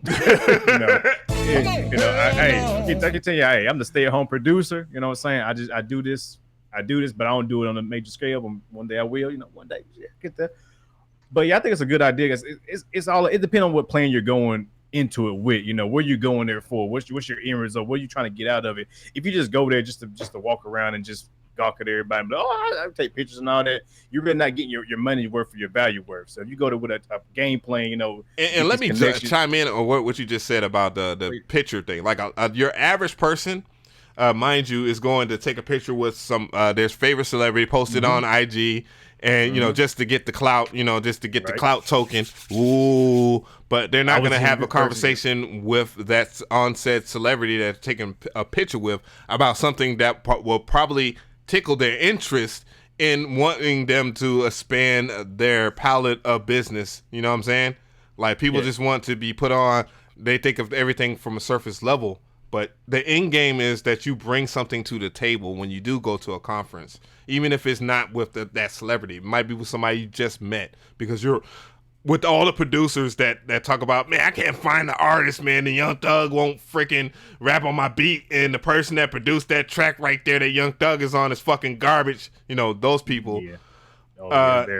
They can go to a conference like that and find their own quote unquote Young Thug, or somebody that might perhaps be even better than Young Thug, and start their movement, because that's how Timbaland worked. You know what I'm saying? Yeah.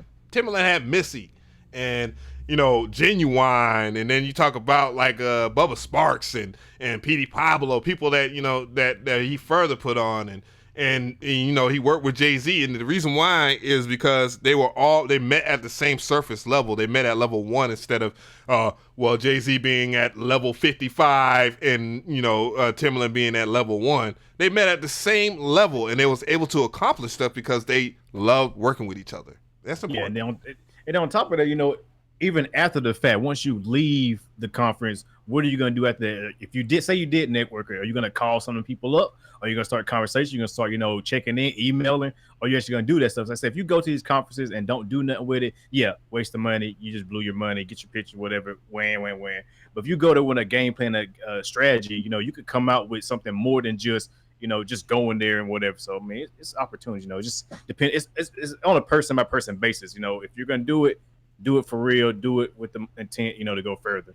That's just, and the reality of it is, like, when you do these conferences and whatnot, and you know, give them some major keys here. Fuck it, we're just gonna go ahead and give some keys here.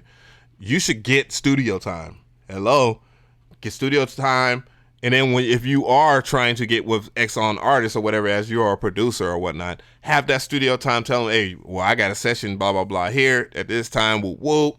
Boom, you drop by here, you can hear some of these tracks. Let's make a hit.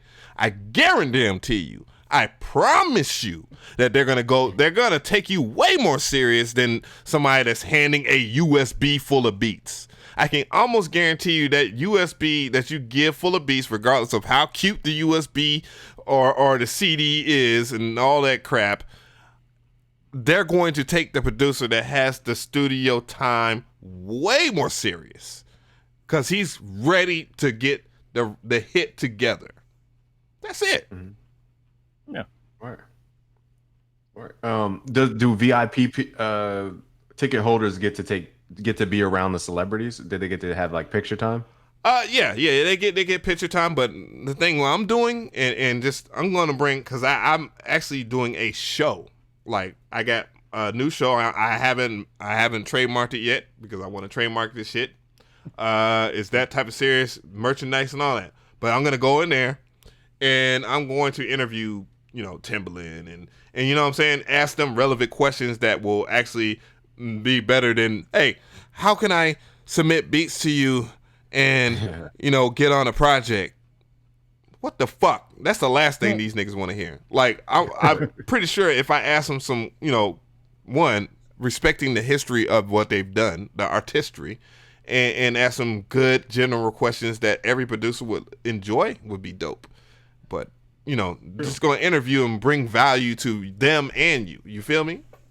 Right. Because you represent us. You represent the real community of producers that wants that information. So you're bringing that perspective. What was that? Thank you for that sub. So my question was about the VIP. Can you take pictures? Because I want you guys to understand the power of taking pictures with celebrities. I've seen, and I've gone to a lot of business seminars. Keep in mind that business seminars are the way to get outside your comfort zone. This is how you elevate. This is why I've had that video go up to 250,000 views in like a week. It's just because I stepped outside my comfort zone and started thinking a lot differently. I got out of my routine. There was no magic bullet. I just came back with this crazy energy from ATL, and then things blew up that way. So I want you to understand it's normal. When you're in business, it's normal to constantly travel to go to seminars. That's normal. Like, we should be doing that in the music community. But I want you guys to understand that one seminar I went to, his name is JT Fox. Now, when he was a presenter on the stage, and all he did was show pictures of him and all these famous people. That's all he did. Now, he could have met them at a bar. He could have met them at a pay to take a picture event. We don't know. He's not going to like describe their relationship. But the fact that he took a picture with Mike Tyson, a picture with 50 Cent, it gives him a certain respect level, a certain look. Because what is brand? Brand is about trust, right? Right. And how do we define trust? What is trust? What do you think trust is? How do you define trust? Well, going on the picture stuff here, I find that obviously is that people really want to see somebody that actually co-signed. The co-sign is actually important, and I think it's a little less important now. But the plan, if you look at when you do take that picture or whatever, I mean, exactly what it is. Like, if you take a picture, and if you're taking a picture with somebody, it's kind of like how Splice is with having Lex Luger do a drum kit. Basically, is that right. Oh, well, we fucks with you guys, we fucks with you, and you know what I'm saying. and it really, if it don't, you know what I'm saying, you don't. But you know, if you have that type of infrastructure, and you're basing it, if you have that mindset and you take those pictures, that you're building something that is supposed to be a part of a brand, like per se, Honorable C Note's cousin was in there. He has he had a cologne brand, and he had I think he might have had a liquor brand or some shit, but he had a lot of the celebrities taking pictures with the bottle at the conference. And I was like, yo, this smart man. You feel me? Cause they gonna have them on there like, just, you know what I'm saying? Like, it's gonna have them thinking, that, hey, well, they fucks with that. You know what I'm saying? Right. You said it right there. Your mind is your only reality. I have this written down in my notes, so it sounds more proper, but my brain is a lot more scattered than what I've written down. Your mind is the only reality, correct? That means your perception, like the way you see things, is the only reality for you, period. You can't look through anybody else's eyes, and you cannot feel their body. So what is trust? And I want to position this to the chat. What is trust? Trust is confidence. Con in Spanish means with. Fide is the root word for fidelity, which means trust. So with trust, confidence, with certainty. That's what trust is. Whenever you lack consistency, you lose trust. That's why you see a lot of people, even if they're wrong, they'll double down on what they say, just to let people know that they're confident that they're right, even if they're lying. Like, even if they're lying, they'll double down on it. And there's plenty of people that double down on stuff where you can see the factual things out there. And yet they still have that huge influence because they're not willing to, quote unquote, apologize. We see that with our president. So very true. Having a solid stance. And let me quickly finish real quick. Is that what is a brand? If we ask that question, it's consistent action. It's trust building through action, consistent action. So when you take pictures with these celebrities, you're leveraging their consistent action, and you get to kind of, through perception, take that on to yourself. And now a new customer who doesn't know you from a hole in the wall has a little bit more of an easier time accepting you. Like when you bring friends around, Av, or on your channel, even like when you introduce somebody, aren't they more likely to do well on your channel than them just kind of doing their own thing? Right. In your own environment. Yeah, both positive and negative, by the way. I mean, holy shit.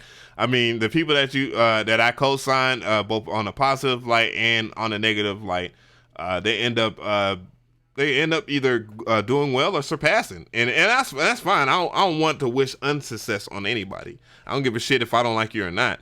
I want you to be successful at what you do, but you better, again, be consistent, because you're in a constant competition. When you're out here, especially to the youth that like to throw out the term old ass nigga and this, that, and the third. Nigga, you're going to be old one day. Like, do you really think that you're just going to stay 18 years old the rest of your life, unless you really want to keep that mind state and stay at home with your mama and have your baby mama take care of you as if she's your mama? Like, are you really going to be that type of person? because that's what's holding you back. Right. And I have a couple more points to address here. Is that, for example, I have a masterclass October 19th right in Miami. And I didn't plan on bringing this up. I really hate selling anything, but I want people to know that It's all good. I want people. I really didn't come on here with the intent to sell anything. I want you to know I came here just to hang. Good, man. Nah, this is a platform. Use this platform. I don't give a shit. Don't I want to make shame. a point. If they don't, certain people don't have shame, why should you? That's what I say. I don't have any guilt. Yeah, I'm gonna actually get people out of their fear. Here's the thing. October 19th at the SAE Institute in Miami, we're gonna have a masterclass with a multi-Grammy winning, multi-platinum plaque winning producer Diego Ab. I'll be there. Craft Master's actually gonna be there, and we're gonna have a 3-part masterclass. So it's gonna be insane. And the tickets start at $250. Now, why would I sell a ticket at $250 if I didn't believe we're giving you value worth $2,000? Right. If you can't take that moment and flip it into $3,000 or $30,000, whatever your career is worth. Bottom line, you gotta believe in yourself and be willing to invest, regardless of what it is. Like you can't. You could. Somebody can tell you something has a bajillion amount of value, tell you how to get the value, but if you don't understand the value yourself, then you're not going to do anything that you want to do on a higher level. Sorry. No, I didn't mean to. When you say this, that when we met in person, it's a different energy now. Like, it's cool we knew each other online, but when you meet somebody in person, it's a completely different thing. I didn't realize how short you was, bro. Well, I feel like Kevin Hart next to Av. No, you ain't short, really. You're not short. I'm just lanky as hell. 6'10" over here. But this is a lesson. This is a lesson for everybody. For example, when people say $250 is too high of a ticket, I say, if you can't raise $50 from 5 people, you're not going to be good at entrepreneurship. Because the whole point of entrepreneurship is asking people for money. If you can't ask 5 of your family members for $50 to get you to something that's going to change your life, maybe your entrepreneurship is not your goal set. So that's a lesson in itself. Whenever somebody talks about the price of a ticket, you say, really, you can't raise from 5 people $50? How do you expect to sell 5 beats for $50 if you can't even ask your family for $50 a piece? Mm-hmm. So these are just different ways of thinking. We have to get out of fear and into knowledge, trust, love, those type of frequencies.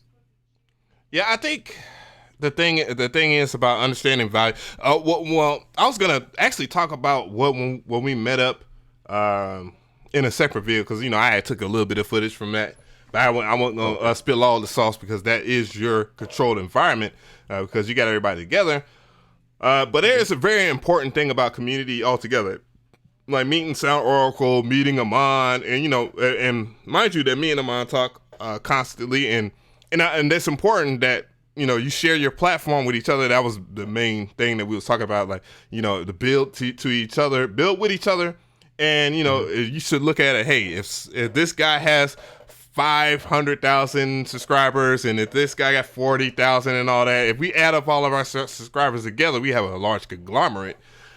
Right. But it doesn't mean a thing if we don't share each other's platforms, and that's the thing that I thought to myself, like, damn, man.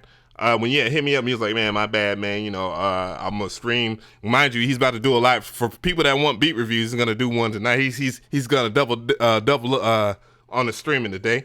But he's gonna do a live review. But anyways, I was like, well, damn, I could get him to do, when Mr.Different may want to take a break or whatnot on the podcast. Hey, I could do BusyWorkBeats, you know what I'm saying? Or I can go and get Treza, or I can go and get Sound Oracle or Armand, and everybody else, Paul. I could talk to all these cats, and share the platform, because we got platforms, right?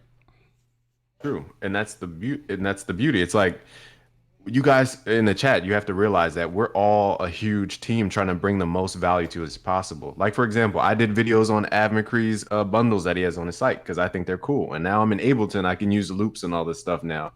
So like, I'm just now coming to the game with Ableton. Forgive me for my delay, but so you're gonna see videos about Av stuff on my channel. That's how we cross talk. That's how I bring the awareness to Av onto my channel to people who aren't just aware, because people aren't aware. They don't know. And it's my job to make people know. So, and vice versa. And there's tons and said, and probably have on a pair of $250 shoes. You're just talking about people that complain about prices and shit. Right. Yeah, but like if my shoe costs more than this ticket, then we got a problem. So I just want people to stop staying in fear so much. There's so much knowledge and so many things we can do together. Period. Yeah. It's got to stop. Like, for example, I was on the phone with a pretty prominent influencer and he just had so much doubt. I'm like, if this is your dream, if this is something you want to do, forget doubt. The moment you start having doubt, here's money. Let me stop the stream real quick. Let me ask a question to the chat. Chat, do you follow Lifestyle Did It on Instagram? Because he did a video about the second thought. Did you see that video by any chance on Instagram? No. Well, he talked about the second thought. Man, we don't. No. Oh, you don't like. Well, I got a problem with it. Just, yeah, we know. Oh, well, he made a video about the second thought. So when people say, "Oh, on second thought, I should do blah blah blah," right? Mm-hmm. But what the second thought really is a first reaction. It's not a second anything. It's not a judgment centered thing.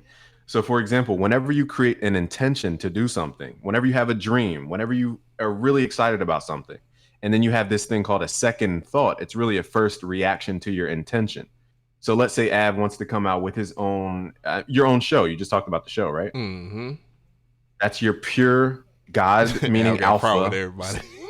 I'm sorry. Your God-centered intention. That's your alpha to a beta, the second point. You're the first point creating the second point, which is your show. Now, the moment your second thought comes into play is when you see the reflection of the beta point. I'm getting a little scientific, but you'll get it in a second. So whenever you have an output, which is your intention, your dream, your show, okay? And then you have the input come back into your algorithm called a brain. It goes to the emotional center first. And your emotional center is your dumbest center of your brain, period. Okay? So whenever you have an initial thought about anything, it's always going to trigger your emotions first. Like whenever you have problems with a girl, you always want to like snap on her. But you have to remember that your brain operates in two main sections. Your emotional section first. If you wait a little bit, this is what react versus respond means. Mind you, our minds are trained to allow, like it's supposed to be normal when our girl yells on us, squeals on us. Like, you know, that's supposed to be normal behavior. But go ahead. It ain't. So when we take that in and we react, that's the first part of the brain. But if we wait a little bit, it goes to our logical center of the brain, and then we can have more rationality, gather more data and facts to then make a better response. That's what it means by react versus respond. So that second thought is really a first thought. It's a reaction. It's not a logical place. So whenever you have doubt, forget doubt. Cancel doubt. Whenever you have fear about something, if you really believe in something, believe in it. Don't ever let anybody's opinion take you off of that journey. Because I see too many great people have doubt. It's like if you have a dream and I'm telling you, hey, this is how you get from point A to point B. Trust me, I've done it already. Why would you sit there and have 1,000 questions about how to get from point A to point B? That's doubt. That's fear. That's scared. That's the opposite side of where you want to be. That's all I had to say. It was just sitting on my heart. I just wanted to share with your folks. Yo, I'm sitting there looking like, I know my face was like, who? But no, I get what you were saying. I get what you were saying. I felt like I was learning on another level. Like I had to turn back to Ad McCree, College McCree right there.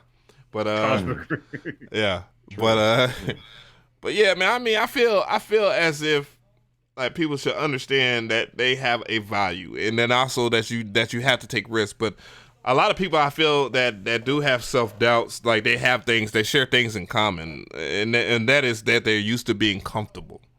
Like they're used to they're used to not struggling, they're used to not having to risk things and stuff like that of that order. So when they are put into risk, like per se, like last week when I was talking about, you know, the whole KBZ thing and whatnot, like people was trying to put me in the uncomfort zone, and they was trying so hard. Like I was like, yo, this is comfortable with me.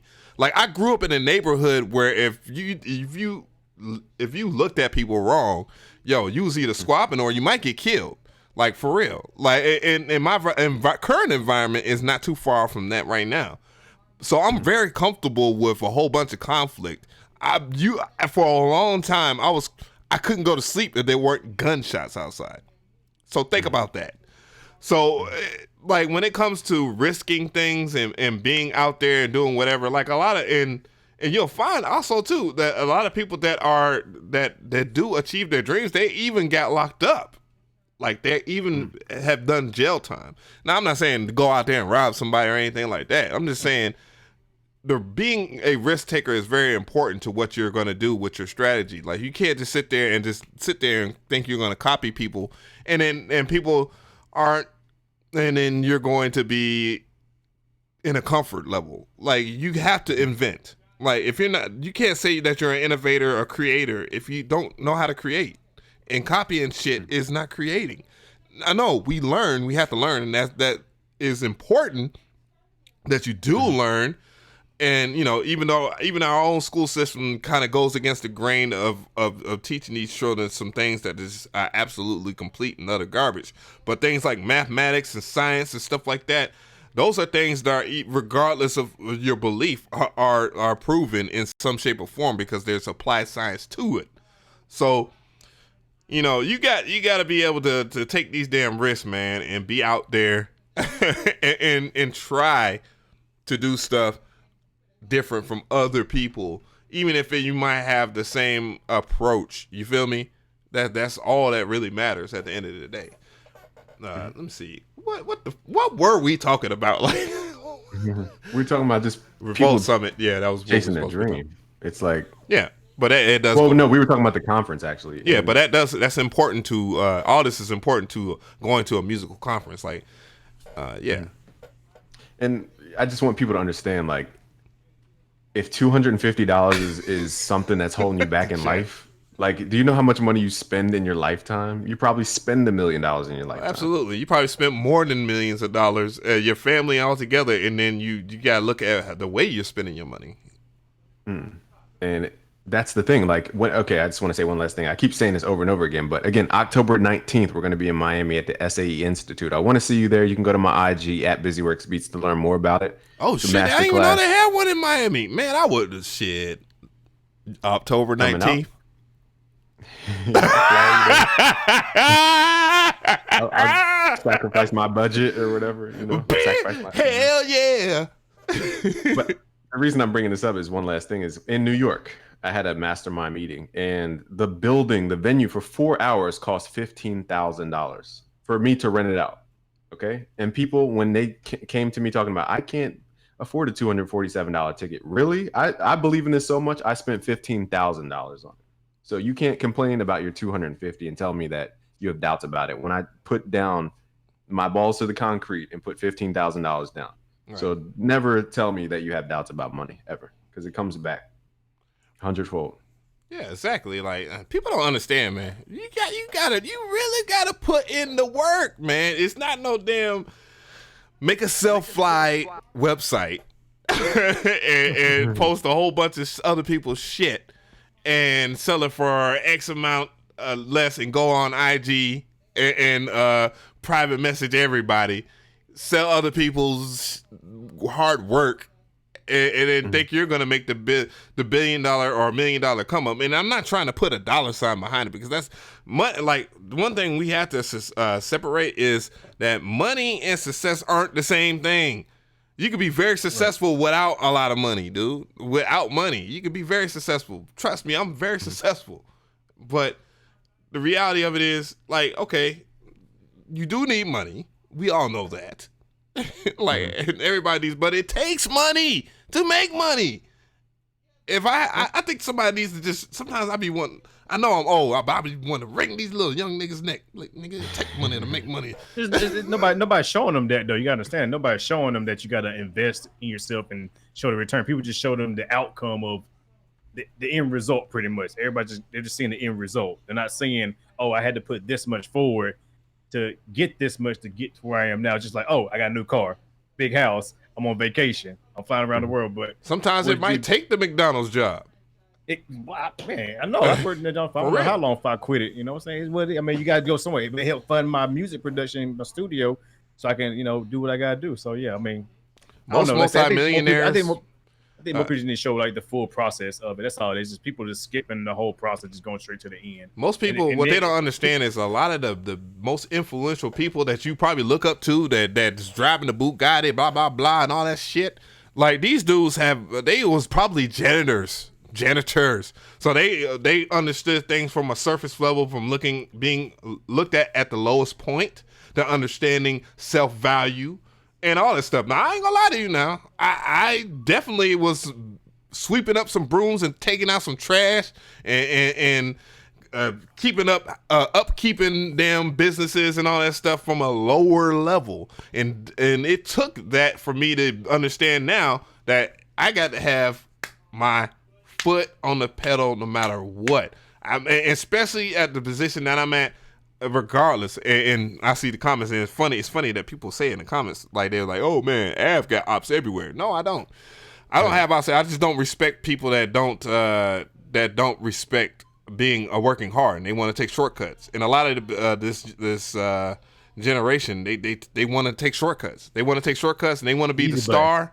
They want to look like they have stuff. They want to be the sound designer, but they don't know how to sound design. And they want to do all these things. They want to have everything, but they don't want to learn a goddamn thing. But they want to be the boss. Facts. True, and I didn't know you had that as your background, because when I first started, I was working at Goodwill. When I first started YouTube, I mean, right, carrying me through college to like supplement my life. I worked at Goodwill, and I was basically a glorified janitor. I took out the trash, we swept up, right, cleaned a lot of stuff. And you're right. Like once you learn that kind of humility, the sky's the limit. And I just want to make 2 points real quick. Is that I know models in LA. So I used to mentor models, and I still do on an ongoing basis out in LA and actually around the world, or not around the world, but in the US, not around the world. And what you see these models doing and everything, it looks great from the outside, but the reality is they're not always doing the best, right? Even though it looks the greatest. Okay, they're in these mansions with the billionaires, millionaires, blah, blah, blah. And one more point I want to make is that's the same thing happens in music too. But one more point I want to make is that, like I think they even said this in one of the financial reports. I don't know, I didn't do the research, but when a company's claiming to make like a huge number, you have to ask, okay, what was your expense? They're telling you the gross income, the gross revenue. They're not telling you the net revenue. They could be losing money. Like if a company says, I'm making 20 million this year, you're making 20 million, but what are you spending? You could be spending 22 million. They get 40 million, goddamn. A lot of these corporations, they're like all on credit right now. Right. And so just whenever you hear somebody give you a big number that sounds astronomical, always look at it like, really, it's probably a loan for one. And two, how much are they spending to get that money? Always look at that. Whenever somebody gives you a huge number, never take it for face value, ever. Right.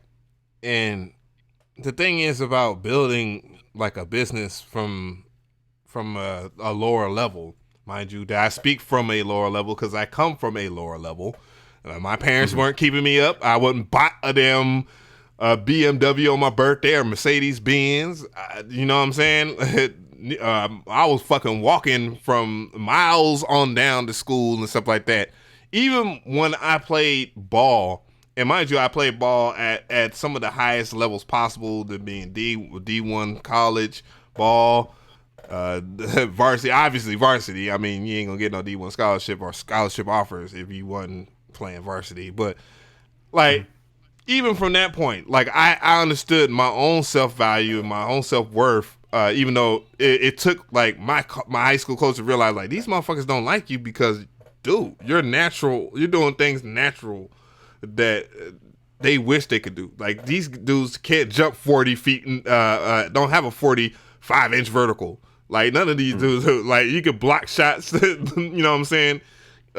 You can run faster than X amount. Of course, they're not gonna sit there and be buddy with you and have a sleepover party or let you hang out with them because they're jealous of you. And it's like, damn, my coach told me this shit, and I'm like thinking like, damn, like I'm sitting there, it's good to be humble, but at the same time, he was telling me, man, you got to have a little bit of aggression to understand that your gift can take you further than what a lot of these dudes are on this team are trying to do. Like the hell, you know what I'm saying? But I'm trying to get y'all to work together as a unit, but I'll need you to wake up. And this is how it is this is how I treat everybody that I work with. It's like, I want you to wake up and understand your gift and live it to the highest potential. Like, and that's the reason why I still fucks with my coach today, and this is why I fucks with my community the way I do today, as far as giving back to my community on a larger scale. Like, I don't sit there and tell people like, dude, I do charity events. I don't sit there and ball out. I'm not flash. I don't got no jewelry. Yeah, I don't got no jewelry.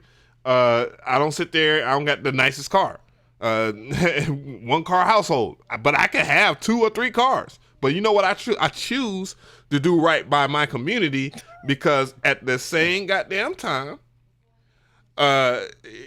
people are, and this is something I saw too.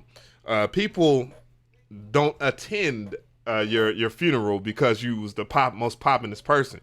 They attended because of the things that you do, what you did for your community. Right. Like, that's factual. Because I love that. Right. And that's what I love, is that you see the bigger picture. Like, for example, somebody earlier said, I thought Mr. Different and Busy had beef like Kobe and Shaq. I was cracking up earlier. Oh, man. And to me, it's like, there's such a bigger game that we could be playing if we just took our aim off of each other. For example, it doesn't matter the little conflicts we may have had or whatever the issue is, or even our stance. Like, we don't always have to be best friends to do business together. Right. I hope people can understand that, like with Av and other people too. My thing is that you have to have a firm understanding. If you're trying to partake in a community, but if you do not understand that community, like, you, quote unquote, if you call yourself a trap producer, but you never living in the trap, you know what I'm saying? It's further than just Lex Luger clapping an 808 to me, at least. But you know, if you want to partake in something, if you gotta have a firm understanding of what that is, and you have to have done something for the community, and that's my only beef. Like, that's my only beef with certain people, is that they don't have a firm understanding of what the things that they're pushing out there, and they think it's just a quick manufactured bubble gum, chew it up and spit it out when it's over and done with, move on, and then go and profit from something else. Like, that's not what you're partaking in should be. You know what I'm saying? You should invest. Like, the goal as far as tutorials and stuff like that is definitely teaching the next generation. But this generation, the weirdest thing about this generation is that they don't like elderly people, quote unquote. And I like saying that because it makes it say, oh, you old ass nigga. But elderly people, to give advice to them, and it's like, well, you're taking advice for somebody that hasn't been on Earth long enough, then what's the point? You feel me? But all right, Buck, take it easy. But anyways, yeah, we've been on for about 2 hours. Goddamn. Whew. Do you have like a time limit? I was gonna say not really, but 2 hours. Yeah. I'm getting yelled at right now. My phone blowing up. I'm getting yelled at. Like, I ain't getting no food tonight, so I hope y'all happy. So I'm about to be skinny again. My girl ain't gonna feed me now, so it's all good. Sacrifice, right? Oh yeah. But, I was gonna say, now I lost my train of thought. Oh, guys in the chat, let me know. Do you guys want to see a merch line from BusyWorkBeats? Because that could be a possibility, just an idea. And the reason I'm asking the chat is because you brought up, what's the last thing you said? Because my brain kind of went on the tangent when Mr. Different said his girls get mad. I was just talking about that. If you're gonna partake in a community, partake in that community that you're speaking of, and that you have to involve yourself within that community. And a lot of people that don't, when they are, a lot of people are afraid to take risks because they haven't never taken the risk. That's just it is what it is. Like, it is what it is, and everything's been given to them. With that? I don't know, something about the community. I don't know. I had no. You what you were saying is that that it's important that even if we don't agree with each other, that we share certain things, like basically the spiel about that we have to agree on certain things so that we can accomplish things, greater things in the larger scale of things, which is fine. Okay. Which is fine. But when boss meet boss, there gonna be some people I'm gonna they ain't gonna do shit. I know they ain't gonna do shit. Right. But they're gonna have to answer they're gonna have to answer the old man Carl. They're gonna have to answer the Av. Carl. Yeah. I love that, and that's why I'm on the show right now with you, is because you actually have authority. It's different to have power, which means subscribers. Authority is how much influence do you have over a community. That's authority. That's the difference between power and authority. A lot of people have a lot of power, but they don't have the authority like you have. So that's why I respect you enough to get on the show. And that's the difference. Huh? And yeah, I'm seeing like BusyWorkBeats suits, BusyWorkBeats designer belts, BusyWorks shoes. Y'all are hilarious. I'm thinking t-shirts. Like I have a whole box of merch right over there that I planned on doing screen printing on, but then I found an easier way, and I'll even share it with you, Av, if you want to learn how to do this too. Completely hands off. And if you guys in the chat, like if you put enough, if we get this chat to over 112, I'll share the secret. It's a technique to where you can start your own merch line. You don't have to worry about fulfillment. You have to share a bit of the profit with the company. It's not like one of those companies like Zazzle or whatever. It's not like one of those companies where you just like let them do everything. You still have control. Works with Shopify, auto fulfillment. You make money and you can serve your audience all together. So it's a streamlined process. If you want me to share that, you got to get this live stream to over 112 in the next 10 minutes. So share it with your friends, or else I'm not going to share it with you. And it's not Teespring. It's not Teesprings. So is that something you'd be interested in? Because I know you have shirts on your YouTube. Because every time I go to your channel, I see the hoodie. It's actually right under the video right now. The hoodie, the no cap long sleeve. You got sticker. Is that a sticker? No cap sticker? Yeah. Sick. Oh, damn, I got a sticker. What's up? And like your brand looks cool on a t-shirt. It doesn't look like one of these thrown together nonsense merch lines. So I respect that. Yeah, but definitely Teesprings is pretty good. I just don't like when you pay them money to get stuff sent to you fast, and it's just not fast. Like that's the only thing. It's like if I have that problem with Teespring, then I'm pretty sure people that buy stuff through Teespring definitely do too as well, because I experienced that. Wow, that's terrible. So I'm saying all this to say, because I have a box literally to my back left of stuff that I sourced. I used to think making clothes was so complicated. Like I went to a professional place in LA and they were talking about brushed cotton, rib knit. They were talking about a bunch of crap that I was like, this is way too much. I just want to make a good t-shirt, a good hoodie, period. And I found an easy way. So y'all are wildin'. BusyWorks air conditioning. they want me in my death stare on the t-shirt. Yeah, your death stare. Hey, could be a thing. I might do that. What was it, Lord Busy? Lord Busy had me dying. They were talking about you're waiting for a cat to show up or something. I was got me staring to the abyss, man. Boo-foo, cotton. That was my expression. I was like, when you start talking about cotton, a little bit of my ancestor came out. Nigga, what you talking about cotton, man? What you trying to say? I have you picking cotton, nigga. But I don't know. I don't know how we got to that, but just that's how we think, though. Me, Av, Mr.Different. I haven't had enough conversations, but that's how we think. Like when you have an idea, you're like, let me get it out. Right. Is that how you are? Because you're an Aries, right? Oh, yep. So we're like 100% fire. As if you didn't know, I'm 100% fire. About BusyWorkBeats highs his fire. I don't. I let it flame. I don't hide my horns. I don't give a damn. I ram right into people if I got to. Now I am stubborn. Absolutely. But I do listen to from time to time. It just, my stubbornness, it just works against me. Sure, I'll give the chat 5 more minutes to get this chat to 112 or above, or else I'm not sharing that secret about how to start a merch line with complete hands-off, all profit. And the only cost you're going to have is Shopify costs, maybe like $29 a month for Shopify. And yeah, pure profit after that. But we just have to start thinking in new ways. Like everything is not, okay, let me get a beat placement. Let me wait on this. Let me get a publishing deal. Like the music world has a lot more money in it, but you have to know how to get to the money. It's not the same exact way to get to the money anymore. Yeah. And like labels still struggle with that too. The labels struggle. I said one time I talked to everybody. I was saying, hold on. Here you go. Peace to all guys and hope y'all do more collaboration like this. Thumbs up. Appreciate that donation, V-Tunes.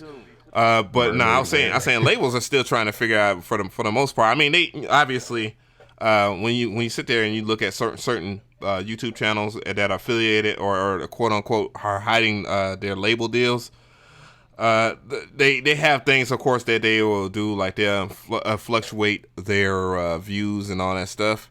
You know, they do things like that. Of course, they inflate views and inflate their chats and inflate their social media altogether. But for the most part, as far as them earning, I mean, merchandising and stuff like that is really a difficult thing for labels to do because, again, one, artists don't last that long like they did beforehand, and it's actually salvageable or easier to get rid of an artist after they have made their hit altogether. I mean, the hell, Lil Nas X, I already see his touring shirts going for like $2 at a clothing store that I'm about to do business with, like large business with. Yeah, I was just sitting there like, damn, like Lil Nas X stuff is like for real. Like they're about to just go ahead and throw him to the side, the waistline here. So, but you know, the major labels they struggle with a lot of the things that we actually excel in, and it's funny because I don't see why labels don't on what's good DDS. I don't see why labels don't like holler at us more often. Well, do you want to be involved with them though? I mean, maybe you do. What labels? I mean, there's things down the pipeline that I'm not gonna put it out on the forefront right now with a couple of record labels, but I always said that I always wanted to be a part of like the do work partners. I don't want to sign a deal. Partners with Empire. Oh, dope. Yeah, with Empire Distributions, and I've already been working with them. That's public knowledge, but but there's other companies that I've been dealing with and trying to work out things along the lines with that. And then software. I mean, 90% of these companies, they rather work with an algorithm versus working with an artist for obvious reasons. Nuts. Thanks. And shout out to DDS. We talked about you earlier in a good way, how Native Instruments is treating you well. You're right. If he's still in here, we were saying how Native Instruments is treating the artists better than like other companies, and that's why I feel like if Av had his stock in a software company, he would dominate because he is of the people. Like you represent the people, you are the people. If you wanted to, this is the perfect reason why you have a platform. Is that when you say stuff and you teach people, they come back with opportunities maybe 2 years or 4 years down the line. So somebody from the Empire camp could come to you in an email tonight just because of the stuff that you put out into the universe. And I have countless people that bring me opportunities just because I was there for them in the beginning and helped them get their start. Like, for example, I'm looking for graphic designers. Actually, I'll put the word out on your chat or your live stream. If you're a dope graphic designer, I want you to email my team at info, okay, like short for information, info@busyworksbeats.com. I think you can. And I want you to link chat, your graphic. It will. You won't have a problem. If you type it in the chat, you won't have no problem right there. Duh. For like, I'm being lazy. So I'm looking for graphic designers who can actually make cool designs for this merch line that I just decided to launch right here on the live stream. Okay, did I spell that right? Info@busyworksbeats.com. Okay, so email info@busyworksbeats.com. Let me know you're a graphic designer. You can DM me on IG, but you got to be like quick about it because I don't go through the filtered section on IG like that. Okay, so link your graphic designs. If you can make stuff that's worthy for a shirt that looks cool, I'll consider it and we can do some business. But that's the value of having your platform. Like people want to give back to you. Yeah, that's the beauty. That's the beauty of it. Yeah, it's just how do you help them? How do you help them help you? That's really what it comes down to. Boofu said, "Don't be sending beats to that email." Nah, we'll go to the spam folder. The Apache spam finder is a killer. It will kill your spam. There's a really interesting question in the chat, and it's by Ari Rary Roy. I hope I've said your name right. And he said, "Do artists really need a distribution company nowadays?" Yeah. Your average artist doesn't want to do everything themselves. It's to an early point that BusyWorkBeats made.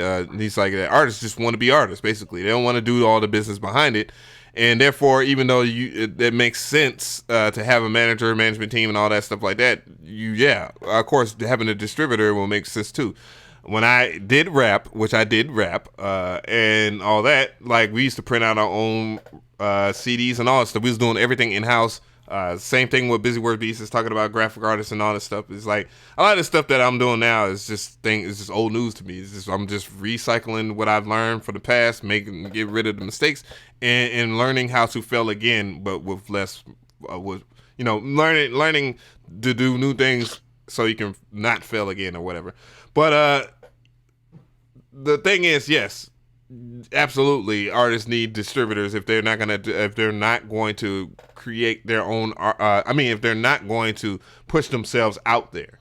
But is it a necessity? No. But the thing is, when you do go to a distributor or a company, in a nutshell, is that you look at it from a point that you're actually bringing something to the table too. Not that you're just going to get a deal and, hey, I got a deal. Yeah. And I got $2 million or whatever, because, if you do have, mind you, that a lot of these quote unquote independent artists are independent anyways. They're just, they get a certain amount of views. They have cultivated their community, and now so forth. They just want the bag. That's all they are. They're in it for at that point. They will take $2 million and, get their record out there. The label will spend X amount of money behind it so they can get a little further than that and get gold and platinum records. It's not even expensive to get a gold and platinum plaque these days. That's why you see a lot of artists, producers, quote unquote, that if you think they're suck or whatever the case may be, not your taste, they're going platinum because it's easier to buy the views needed or the streams necessary, especially when you are the label itself. And you're a part of, you can get Rap Caviar. You can get on Rap Caviar because it's going to be something that they're going to offer you in the first place. They're going to, you can get on Rap. We can put you on the best playlist on Apple Music. We can put you on the best playlist on Tidal. We can put you on the best playlist on Spotify. Right. That's what they're going to tell you, because that's what your average person is going to, your average exec's going to tell you. And it's going to be factual. And it comes down to which community do you want to play in. It really comes down to that. Like, you can do your own thing, or you could do the splice thing, or you can either leverage splice, or you could sell your own stuff. It's the same exact thought process. Mm-hmm. I mean, you can continue to do your own thing altogether in these companies in particular. That's why, I guess new topic here. But that's why I always try to preach against anti-piracy. Like, I was like, you dudes are sitting there quick to pirate and pass out all these companies' softwares, but you could, for real, just spend $30 or whatever these days, because they realize that, you guys, if you're going to buy it, you're going to buy it, and some of these prices are asinine. But if you invest in that company, they're going to invest in you, and that is a new avenue for you, and they have other outlet circuits and stuff like that, and you can move your music that way. I don't know why people don't do that, because you're too busy fucking pirating shit. Let me say, the chat is almost at 112. I might reveal that merch secret on how to get a merch line for basically $29 a month and have no upfront fees about that and make tons of money. But you're right about the piracy thing. And one shocking thing that I learned is that some of these companies pirate their stuff on purpose. Right. It's not like an accident. They do it for marketing. Straight with viruses too. You ain't supposed to tell them that, BusyWorkBeats. I didn't hear what Mr.Different said though. Oh yeah, so they put them viruses on thing. Like, oh yeah, they want to. Oh yeah. You ain't supposed to tell that, Mr.Different. Mess your whole computer up. You're gonna brick your dead computer for not buying our product. Nigga, I'm telling you, bro, on some real stuff. Like, I had this laptop. Okay, it's crashed. Like, and when I do all this damn graphic shit and all this, when I do all the video editing, because I try to take it to levels, but when I haven't had any crashes or my computer going all the way down, Windows, nothing, ever since I stopped pirating plugins and whatnot. And we gotta keep it 1,000. Everybody done pirated a damn plugin or 2, 3, 4, 5,000. But yeah, we all. It was fun. Get back here about pirating the dang wage plugin, getting the Mercury bundle. Like, you spent on $2,000 on plugins. Mercury bundle. That's why I thought it's funny when somebody said that the Russian sites or something like that, because there was this Russian torrent site that everybody used to go to a while ago. I forget what it's called now, but Craftmaster. Shout out to Craftmaster. Hey, Craftmaster in the building. What's good? But you're right. It's like people without money, like, we can't always demonize the person who downloads the plugin. And I don't want to come off like I'm holier than thou, because in the beginning, did I probably have some pirated software? Yeah, I think absolutely. In the beginning, we definitely went on that rampage mode. We're like, contact library that we don't even need. Like, I had stuff that, like, had CDs on Papa CD. Yeah, I had to have like 100 contact libraries I did not need. Ooh, that's like from what I remember. $15,000. I don't know how much I know they're expensive. But yeah, go ahead. You know, my rationale though was that I was like, okay, I can't afford this stuff right now, but I'm going to pay them back by making videos. And I think that's actually how my channel came about, was that I felt like I owed these companies a debt. And I paid that debt off. You're going to go back to his channel and they're going to be searching. I don't care. I mean, I don't really need to deal with any company. You're going to have that video. Remember that video you made in 2014 where you used our, we're going to give you a copyright strike. I deleted all that crap. I deleted it. Oh, yeah. Smart man. I deleted the dark days. But to be like, I'm holier than thou. No, like we all, and I want to be clear about the people in the chat, because you may be like, why are they always bashing the guy with no money? Why are they always coming down on the guy who doesn't have money? Oh no, my bad. I just want people to not consider it a loss. Just because somebody found our drum kits on Reddit or found it somewhere else doesn't mean that they're not going to spend money with us when they have it. Like, for example, my mentor, what changed my life was a torrented business seminar off of a random torrent website. If I would have never saw that seminar, my life would have never changed. And he made me my first million. Okay, so like I went to everything from that point. I bought his monthly masterminds. I went to his seminar. I spent a lot of money with him because he taught me everything. And if I never would have saw that torrented thing, my life would have never been where it is right now. So you can't always demonize the person who pirates. They just might be in a certain mindset or in a certain place in life. I don't condone it because I think it's a bad habit. But I mean, it's always that blurred line. Piracy is one thing, but the thing is that I really do not like is the fact that there are people that will pirate stuff and then they'll try to make profit off of it, like on IG. Or on Twitter, or wherever else place there is. Like they even have like Facebook groups and shit like that. Like somebody just like was like, man, let me show you how dark it is. Matter of fact, it was, mind you, the image line copyright strike my channel to make sure that they was like, yeah, we gonna make sure your ass buy this FL Studio. I'm like, okay, I got this stuff. I already have it. Like here. But they was like, man, in between, you're not that bad of a person after all, blah, blah, blah. We'll look at the dark side. And I'm like seeing Facebook groups full of people trading shit, like motherfuckers that come to my channel constantly talking about, oh, I got it, man. Yo, I got your such and such. I'm like, nigga, I'm the small guy. Like, and you're reselling my packs? Like, damn. Like, it's so many people that it's funny, like, seeing them, like, in chats, comment sections, all that stuff that swear up and down on God that they support you. And yet they're doing the most foulest shit to you. It's like hilarious. And yes, I am tapped in. Yes, I am the plug, my niggas. I know.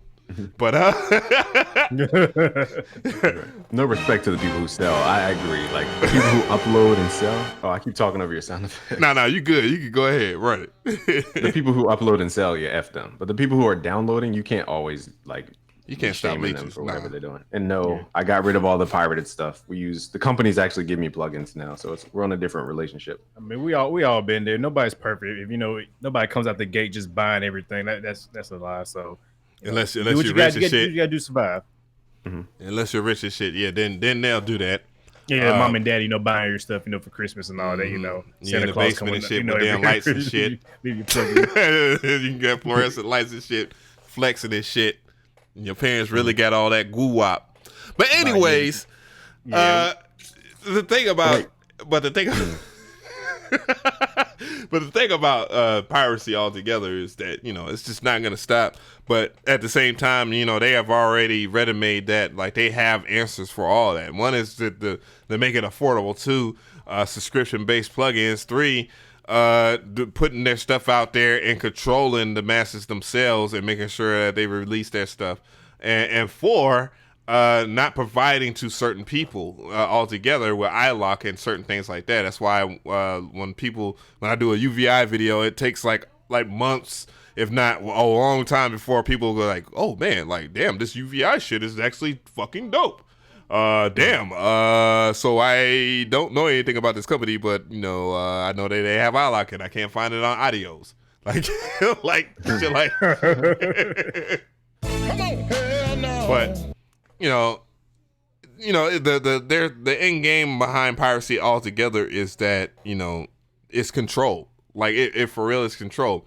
And a lot of even find that a lot of musicians, especially if we're looking at the EDM scene, because we look at how rich the EDM scene was around the 2014 to whatever now. I guess hip hop is a little bit more influential at this point right now, which I never saw that happening. But like they pirated their own music, like their own work. Like deadmau5 was sitting there. I was sitting there listening to deadmau5 talk. And he was like, "Yeah, man, I used to pirate my own shit. That's how I got popping. Like I used to hang out in the MIRC chats and push my albums and shit like that as if I wasn't me. You know what I'm saying? And they would go and do like festivals and shit like that. And it just happens like that." You tapped into something that we actually train in our BusyWorkBeats.com for premium members. We have a course that goes over social media dominance. And one of the techniques in like the 20 plus techniques is called the, I think I called it the Trojan method. Now, not like the Trojan virus, but I'll just reveal it to your audience since you guys have been awesome to me. And let me make sure we're not at 112 so I don't have to give up my secret just yet. We are at 102. We're close. 10 more people and I'll reveal that merch secret. But anyway. So from the premium section of BusyWorkBeats.com, I have a technique called the Trojan method. Here's how it works. The goal of it is to position your product as super valuable in high demand. So what do? You release your own product on a piracy website or like one of the forums, like you said, Audios, or I don't know any torrent websites anymore, but or the Russian site. I don't know how to do all this stuff anymore. But you release it on one of these sites. It's gonna be on Audios and then tonight. That was just Here's the difference. Would you rather give away your product for free to where people don't care about it and it's devalued, or whether you give it away for free still, but position it as though somebody else took it? That's how you keep the value of your product. So that's the way of thinking. And companies use this. Don't get it twisted. Like you said. Yeah, I can skip that part because people just voluntarily do me like that. Goddamn. God damn. Every release. People who aren't going to buy. So right. That's exactly how I look at it too. You weren't going to buy it. You weren't going to buy it. Let me tell you, I didn't do this, but somehow one of my 808 science drums, I think it was science drums in the beginning, got leaked on, I think, Audios. Now that product was not doing well the first year. Now all of a sudden, after it got leaked, that was the #1 seller for like 4 years straight, or 3 years straight, or 2 years, I forget. So leaking is not always a bad thing. It creates the perception of high demand in the marketplace because people are like, if somebody's willing to steal it, that means it has value, right? But if you just give it away for free, it means it doesn't have value. So you just reposition it. Like you just said, that's a technique used by high-level people. So Av gave you that secret. I just kind of showed you how I did it, even though I didn't even do the 808 thing. It just happened. But. Yeah, it is what it is when it comes to piracy. It's just not. I look at it from that value, and then also from of course, the old people value or whatever. Something like remember when Payne One did a rant one time, and he was like, so imagine how different music would be if people would had to buy hardware. See, I can't talk still, so I got. Well, do it live. Fuck it. So how different would it be if you had to rely on an MPC Live and all the things, the gear that's out here versus like software. Software wasn't the thing or whatnot. It just wasn't reliable at all whatsoever. How different the industry would be. And you would have to pay thousands of dollars. Hundreds and thousands of dollars on gear each and every time that you want to re-up.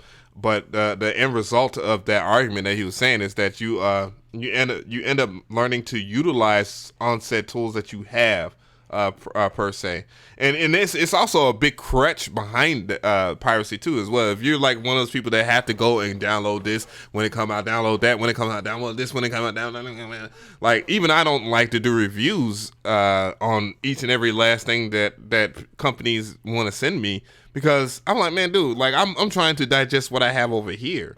You know what I'm saying? Like even with my level of understanding, like I don't really want to do hot takes on your material unless I really like it. Because at the same time, when we do negative reviews, people look at you a certain way. I mean, I know we have my homie, YC Studio, Mr. Snake Oil. Shout out to Germany. But we look at his stuff as entertaining because it's a part of the meme culture, the way he's acting. But you know, the problem is with negative reviews is that you lose opportunities too as well. And I could just tell you your shit is trash in the email, or I can tell you it's trash in person, one of the two. You know what I'm saying? But you know, it is what it is when it comes to that. Sometimes you do need negative reviews because we're offered so many people that are influencers that don't have a broad perspective. They just want the bag. Or free stuff, either way. What? Yeah, free stuff. He said, or free stuff. Yeah, free stuff, yeah. And you're right. And at the end of the day, like, if a company is going to make or break your lifestyle, then we're not doing something right. That's the bottom line. Like, even if we relied on other companies, you never have one client worth more than 30% of your income ever. And I had people make this mistake when they jumped into business, relying on me as their only client. I'm like, okay, when I don't need your photography and video, what are you going to do? So like, you never want to put yourself in that position in any business. Yeah. You talked about film work, Craftmaster said. Oh, he's talking about the Sound, or what was the company? I'm trying to figure out. Spitfire, he's talking about. Spitfire Audio. Mm-hmm. But even Soulja Boy did this. He used to put his song and camouflage it as 50 Cent in the club on like, what was it, Kazaa or whatever? Like one of those, Bear Share, I think he talked about. Britney Spears with Toxic. He used to put Soulja Boy's song as the actual MP3. And that type of, and when people did that as a, goddamn, but you know, Kaze era, I didn't listen to the song. I don't give a fuck how good it was. Delete. But obviously it does work. That strategy does work. Maybe. We just have to evolve because nowadays we don't download music anymore. So how do you create that perception? How do you do that now? You have to do it in really sneaky new modern ways. Yeah, you do type beat videos that have shit to do with how that beat was made. That's how your average person is doing it now. Right now on YouTube, like that. You use SEO, attractive SEO, and you do an attractive thumbnail, and then you put up the most piss pot material that has nothing to do with the actual base material, and you profit from that. But see, that's the thing, is like you got to, you know, even though that might work in your world, in certain people's world, it might not work for others that way. So you should try to serve knowledge. And we're kind of going back. I'm not attacking you, BusyWorkBeats, but you know, go ahead. Okay, do what you gotta do. You get BusyWorkBeats spicing up. No, I mean, at the end of the day, I'm on your show, so like, right. I'm under your authority. BusyWorkBeats gonna be like, "Hey man, I'm doing this podcast. Hey man, shut the fuck up. This BusyWorkBeats channel today." No, I'm not going to. Go ahead. I don't care. It could be positive, negative. I wasn't attacking you, but I was just clarifying. But yeah, you know, you just like people that do stuff like that, and yes, it's attractive to rename or to put like somebody else's face on the thumbnail or whatnot, and then you click on it and it's some person. That doesn't look like Metro, but you know, it looks good and it works. But you know, you want to serve the best material possible, and you'll see faster results from that too, as well, and as well as a outgoing respect level might be with even that person in particular. And by the way, Metro Boomin does not like it when people post shit, and yeah, he doesn't trust you. So you know what that means. He need to do this stuff. He need to do this stuff, man. Yeah, it's like if somebody made a BusyWorkBeats like style video, or like, and if as me and as an artist, I wouldn't be mad about it. That's helping my influence. Yeah, your brand. Absolutely. No, he doesn't like the.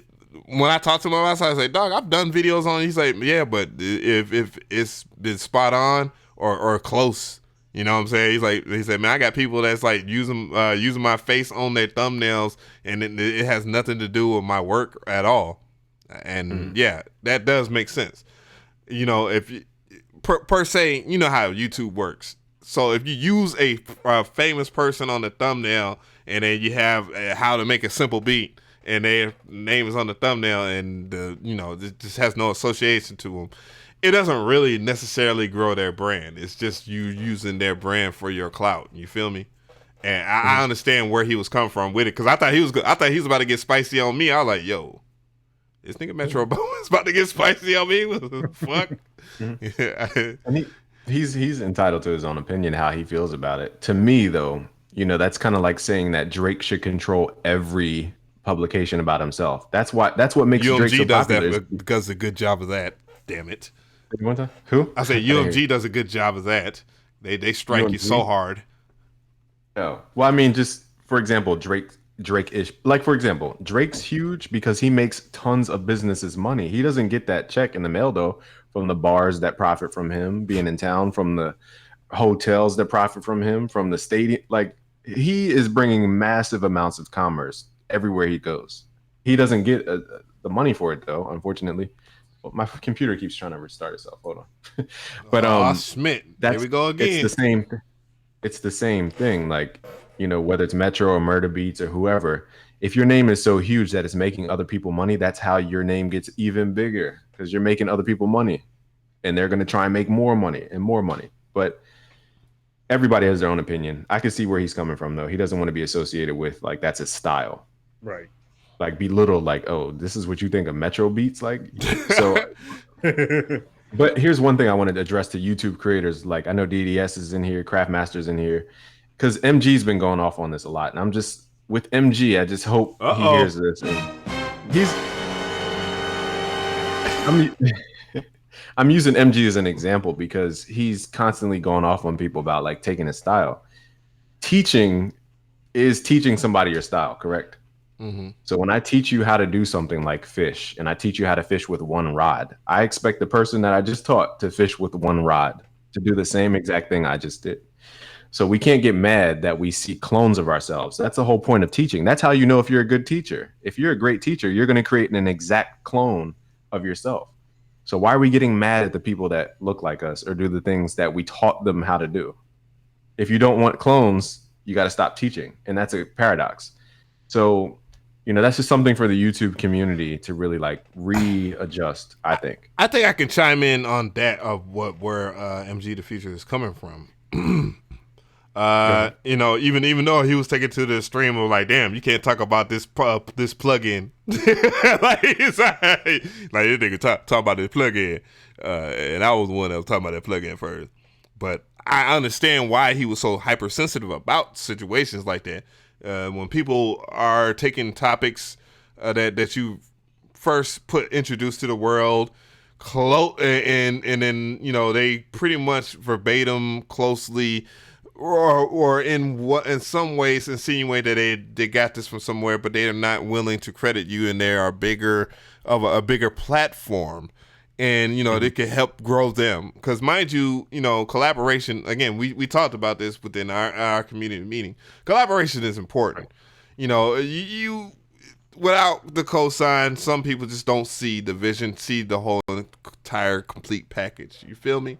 You know, if I was to quote unquote do something with Andrew Huang, what is that his name? Andrew Huang. I'm not trying to make fun of him. It's Huang. Mind you, Andrew, I'm not trying to make fun of your last name because I hate when people make fun of mine. You know, if I was to collaborate with him and, you know, per se was to do one of his sample producer things, which I will murder that shit. That's probably why he ain't holla at me in the first place. Factual shit. But, you know, if that would, you know, bring my name a little further up the spectrum, basically. You know what I'm saying? And respectively, I don't expect him to give me that type of platform in the first place, again, because I would murder that shit. Like, because one, I'm a 46 subscriber channel, whatever it is, you know, and he's a 1 million subscriber channel. So I should be hoping and begging for that opportunity, though he's given people with way smaller channels than me a chance. But, you know, it is what it is. You know, I got to give myself that opportunity. Feel me? I'm trying to think of a metaphor, because aren't we all just a reflection of a bigger creator? Aren't we all just like mini creators? At the end of the day, there's a source. There's a core source. I am, nigga. And, No, yes, legit. God, I am the Lord. Let me stop. Yeah, Sunday too. and actually had this effect. So I'll put it in the music metaphor. I was going to say something else about the creation of the universe and how we really all owe it back to a general creator, but let's not go that route. Let's go the more music route, which is Blueface. I found Blueface. I thought his style was cool, but then I found a guy called Almighty Suspect or something like that. I think it's Almighty Suspect. And I realized that Blueface probably got his style from Almighty Suspect. So now I'm listening to the source. I think the source is a lot cooler. Like, for example, Joe Budden. Here's a perfect example. Uh-oh. Joe Budden podcast. You guys listen to it? Yeah, absolutely. Oh, come on, man. Without a doubt. I'm like I used to. And the Revolt shit. I love this podcast.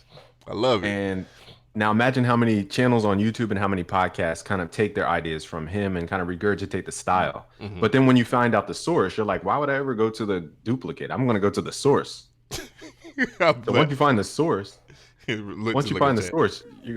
where you're gonna stay, and that's the God energy. That's the creator energy. I mean, right. But, Just laughing at and crap. also, I want to announce. Go ahead. I'm sorry, man. Go ahead. No, I just want to announce Sine. I'm so proud of her for like taking that leap of faith, because what you guys don't see is like the behind the scenes stuff is about your emotions. If you can't manage your emotions and understand what makes you create to begin with, then you don't understand what you're doing. Like, for example, Mr.Different was worried about his girl because that's going to influence his emotions, right? That was good. It was my food. That was good. She right now telling your ass got to go get some to eat. I'm like, oh, bro. McDonald's Come on now. Make me a plate. Stop playing. You blow, yeah. So yeah, that's great info. But y'all know what you're saying. Mm-hmm. There's like so what I mean in that case is that the girl in that case is the creator of something that even you're creating. She's the source. Like she's emotionally stimulating you so that you can then create what you have to create. So she's the God of that scenario, not you. You're the co-creator. So I want people to understand, like, it always goes back to the source, no matter what. They're always going to find the source, is the point. And a shout out to everybody's girl around the world who's in a relationship. I'm just proud that people I was like, I didn't know where was going. I didn't know where you was going at first. Nah, just meant I'm glad people are taking leaps of faith, because we talked about faith earlier and how if the moment you let doubt step in is the moment all your dreams die. The moment doubt steps in. And I'm seeing that in everybody around me is like them taking that leap of faith. Here goes therapist Carlin. B&L got jokes tonight. But I'm just proud. I'm just so proud of like seeing people chase their dream. It's so exciting. Yeah. You gotta have something, man. You know, straight up, man. Like if you don't have something worth dying for, then what? Why are you even living, man? Straight up. And that's not my original quote. That's actually Martin Luther King. But yeah, like for real, what are you here for if you ain't gonna really risk something? You know what I'm saying? Like you can go ahead and play this safe game, and you can hide behind things that you already know works, but you know it's only gonna function for so long because you're not really taking a risk. You're just following suit. You feel me? Like I'm trying to find like a company that is just known for just following people, falling in behind people. I could just say Behringer as an example. Like Behringer is basically copying everything that Roland. They're doing everything that Roland isn't doing right. With the things like with their drum machines and stuff like that. But what at the end, what is the end game to that? You know, because I mean Behringer has so-so reputation. I know some people don't like it when I say that. And you know, I don't like to tear down a fellow German a company, but you know, I bought several of their things, and some of the stuff that I bought the guitar. Their guitar was trash. I bought the damn the MIDI controller. You know, even though it was ahead of its time, it was not good, and you know. You see them copying a lot of the stuff that Roland is doing wrong, which again is just all they're doing is catering to an audience of people that are listening to the audience better than what Roland's doing. So, that's where a lot of people do make their comments is that, hey, somebody's complaining, hey, man, or a group of people are complaining that, we really would like this, but you're doing what we're not wanting. And, that creates everybody, audience for, or I guess a consumer. But at the same time, man, if you can't push out your own original stuff or whatever, then what are you living for? It's even with this whole quality control preset bank, like per se. I just made a preset bank or whatever. With Imperial, by the way. So I don't want to act like I did this shit by myself, but it's like, where are we going to go from there? But the reality of it is, a lot of those presets that were on that Quality Control Volume 2 were basically shit that we did. But at the same time, can we do our own original sounds? Can we do our own, even a bigger part of it would probably be, could we do our own VST? Heck yeah. It's a possibility for sure. I'm cutting you off. No. I was just reiterating on that. No, people don't understand how dope Imperial is as a sound designer. well ahead of his time. Here's something that you actually tapped into, which brought up a thought. And I have to do my live streams. I promise people at 7, but I'm gonna stick here until you feel like it's enough. But one thing I wanted to mention was Behringer. So the clone thing, right? Mm-hmm. All these companies, Waves included, UA, every company clones what? The originating thing, the classic piece of gear, the Neve 1073. How many versions of the Neve have you seen? Man, too many. Or like the classic synths. Arturia's collection is based on somebody else's work. Mm-hmm. We always go back to the originator every single time. Whether they're getting paid for it, that's one thing. But we are always referencing them because they were original and they were the creators. Everybody else is a co-creator. They're not the source. Right. Now, does that mean people didn't make millions cloning the 1073? Absolutely. Absolutely. I saw a comment not so long ago. Somebody had threw in. He's like, well, KBZ and Lifestyle did it. They and internet money, they know that they can copy and steal somebody's shit and learn or something. I forget. It was a statement, and it was about a book or whatnot.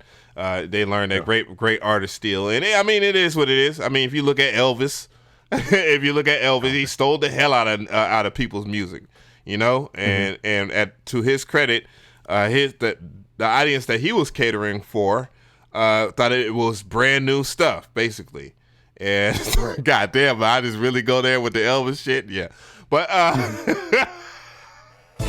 press the button. Let up on KBZ. He's our little. He reminds me of my roommate. I love KBZ because he reminds me of my roommate. Reminds me of my son. I say he reminds me of my son. Okay. Internet money. Even though we had our issues, they're doing big things, and they're the best part is they're inspiring people. If that's what it comes down to get people motivated to stop thinking the same old way, then that's what they need. I mean, it is what it is. I mean, and again, I don't really have a beef with KBZ, but I think when you sit there and I understand, the 48 laws of power. The main thing is that you're supposed to not to allow people to invoke. Well, he lost that one, but you're not supposed to allow people to see your true emotion. You're not supposed to allow people to believe that they could, if you show emotion, that you're going to allow, that's a sign of control, and you let people control you, and that's why a lot of people, they high, steady, and sturdy. So I understand how you approach things when you do your BusyWorkBeats shit. But, with that, at the same time, though, I also understand how emotion works, because even though I'm an emotional person, I understand the key to being viral and people actually understand it is they understand you from all levels. You know what I'm saying? And that I have a merit point towards things. And my point with the youngster is that he needs to understand that there's dues you have to pay, and it is what it is. It is, and it's not just him. It's a lot of people. And when you try to skip steps, and then you try to act as if you threw a stone and you threw the stone, but they didn't see you throw the stone and you're hiding your hands, man. That type of lifestyle ain't gonna work. You know what I'm saying? It ain't gonna work. Little lifestyle sub right there. No, I'm just Oh no, now lifestyle. I don't really have an issue with a lifestyle at all. I just covered the topic of people was asking me, like, man, lifestyle stole a whole bunch of meta stuff, and then he got caught with metadata of other people's kits and stuff like that. And I'm like, dude, he has no real true sound designing videos up. Matter of fact, he tried to cover up by doing a horrible sound design video. How to make a pillow? How to make a kick out of a pillow? Yeah, that video. I mean, that's the thing about it. And people when they saw that video, they took it the wrong way. They took it the complete wrong way. Like we want to make fun of him personally. It's just just what he did. That's it. Right. Nothing wrong with it. I mean, if he's getting views and getting subscribers, I mean, I can't mad at him. Yeah. Shit, you know what I'm saying? He's doing something right. Right. I mean, but at that point where he stole and using other people's kits and try to sell them as his own, you don't do that. And then double down on it too at that. He's like, man, well, I didn't steal anything, it's just it's just something. I forgot what he said in his apology video. First of all, I would apologize if I didn't steal anything. I don't give a fuck. $0 will be given if I didn't steal anything. I don't care. Right. But if you get caught red-handed, cookie jar red-handed, then yes, just apologize and let that be what it be. Yeah, but I did wrong. I'm taking it down. I'm getting it for free or something like that. Just that's what good. They say I'm taking it down. Or it's for free now. I'm sorry. I apologize. Won't happen again. Shit. Anybody gonna be mad at you? Probably commend you for it. Like what was with the hand the cookie jar thing with Curtis? He got caught. That's and what people don't understand. And that's what people don't understand. There is room for, again, empathy. Like there's room for different emotional tangents, and a lot of people don't understand and why Curtis King blew up from that point. Because man, he like everything. Because I subscribe to anybody that I consider watchable and competition at that. You got to study the greats. You feel me? And a lot of people don't want to give him that credit for that, but. I was sitting there looking, I was like, man, like ever since that apology video and it went viral, we talked about it, laughed about it. Of course, people's upset at me about, me laughing and joking about it, even though I wasn't talking shit about him or whatever. Yeah.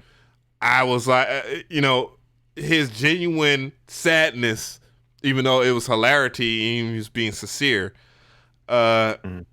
brought him to the forefront of a whole bunch of things. And I mean, goddamn, everything that he was dropping, I was like, man, this dude is dropping some great, like high quality videos that have some shit that I will watch all the way through and shit that makes me mad enough to try to even compete at his level. You feel me? Because I wasn't editing videos like that until Curtis King. Right.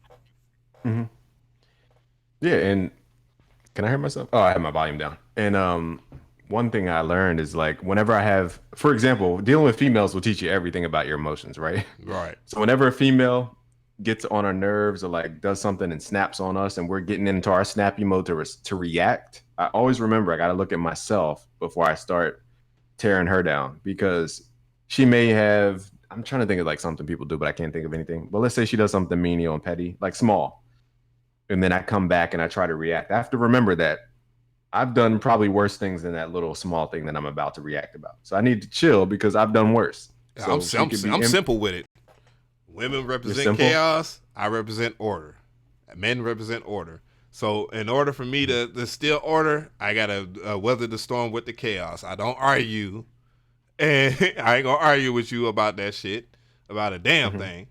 And I'm going to just gradually let you do what you do and just know who you are. And that's how a man is supposed to be. He's supposed to know that the woman's gonna want to be confrontational all the time.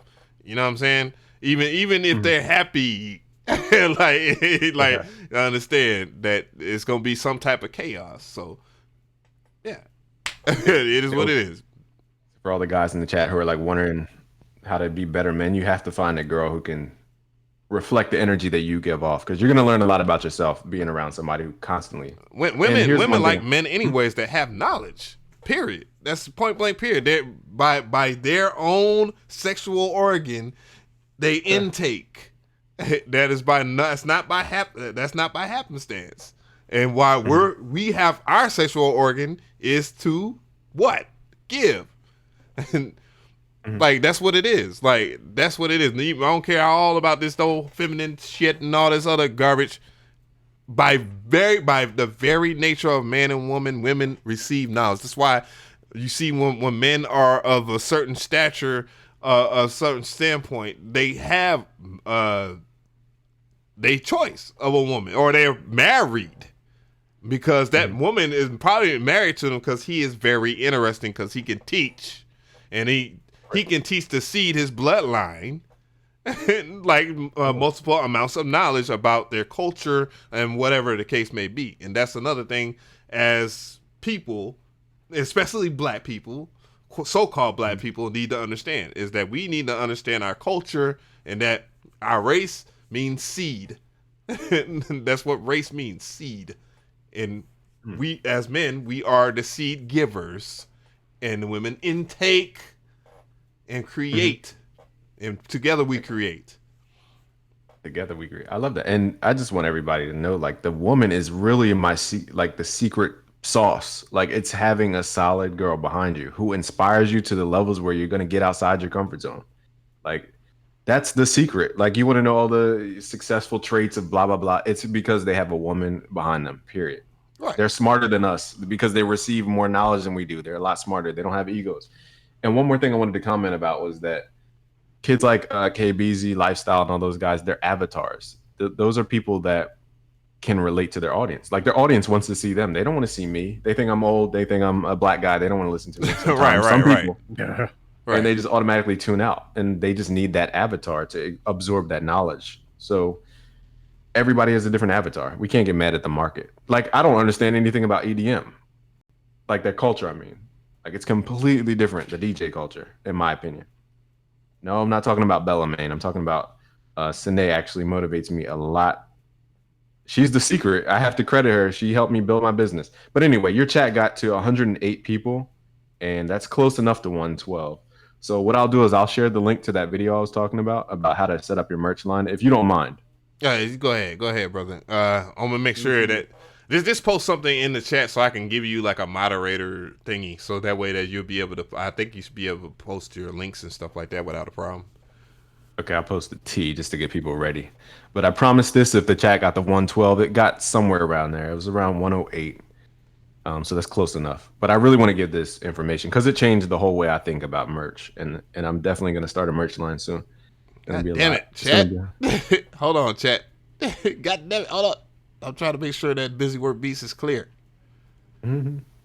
You guys were fun. It's just I promised people on my channel that I would kick up their feedback. If you're welcome to join the feedback at 7 over on my channel. I guess I'm gonna be eating dinner. But nah, I'm gonna tune in. I'm gonna tune in just to hear the beats. I ain't gonna be eating no dinner. He said I ain't gonna be eating dinner. Hey, we gonna be on for about 3 hours, boy. Your girl gonna come in the door. Oh man, yeah. I'm looking at the text right now. My phone just staying on vibrate right now. I'm just like, That's what we go ahead. Not gonna be a good Sunday for me. But go ahead. I think did you already share or no? Oh, did it work? Did you make me a? Did you? Yeah. I put the crown on you, player.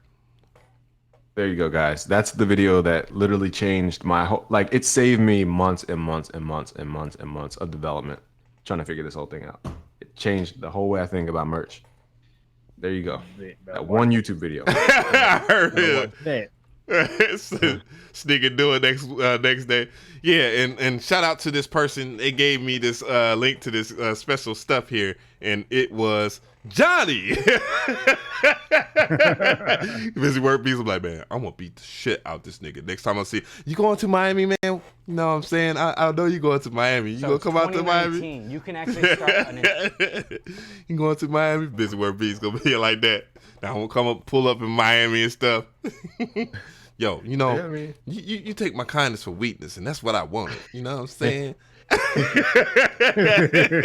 You know, even cooler if I'm cutting off all your jokes. Even cooler though, I have a guy who he manages 48 luxury properties. I'm talking mansions. Like, so if you do come to Miami, you know, maybe we could look into that. They're really cool. I'll send you pictures actually of the properties and stuff. Somebody asked me, did I get a TI placement? Yeah, on a mixtape. But what does that mean? Is that work? You know what's funny? I find funny about people that post like their placements, opportunities, build, and all this stuff. Like if I was to post like all of my mixtape shit, like of every artist that I work with from now on to way back in the day, the things that y'all when y'all wasn't even born, some of y'all, like y'all would be flabbergasted of why I have 46,000 subscribers. But I don't care. The thing is, who gives a shit about like the placement and working with who and what if you ain't continuing to grow? You know what I'm saying?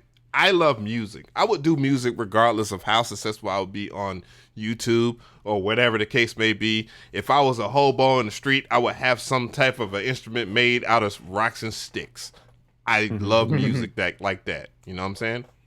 But now I'm not getting mad at you, by the way, by asking BNL, by the way. I'm just saying, like, dude, like I for real have been doing music for a long time, and I feel asinine to just sit there and post like, yo, I worked on such and such album. As a matter of fact, the best thing was posted by the homies out there in Texas, MSX Audio, and it was like, yo, you know, can we stop this thing about y'all bragging about your placements or whatnot, and then 2 weeks later, you're complaining that you didn't get paid for that on-set placement, but you know you're talking about your platinum plaque or whatever.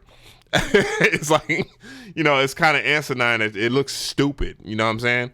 It's like, you know, conceal the whole entire bag, or make sure that you know you're 100% fulfilled within your dream that you're doing and happy with what you do, because you're gonna look like a fool. Like BusyWorkBeats is pulling up in a Bentley, and yet you have like all these platinum plaques and shit like that, and you don't even own anything. You don't own shit.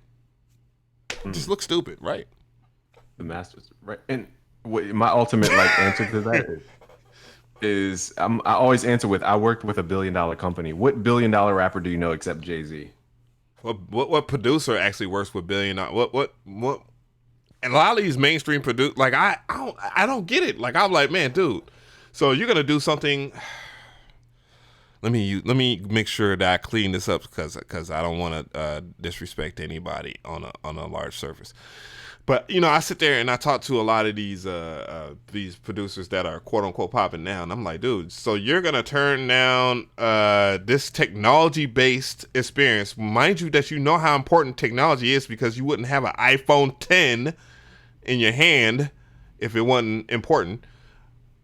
But you're gonna turn this big technology business down for fucking a liquor endorsement?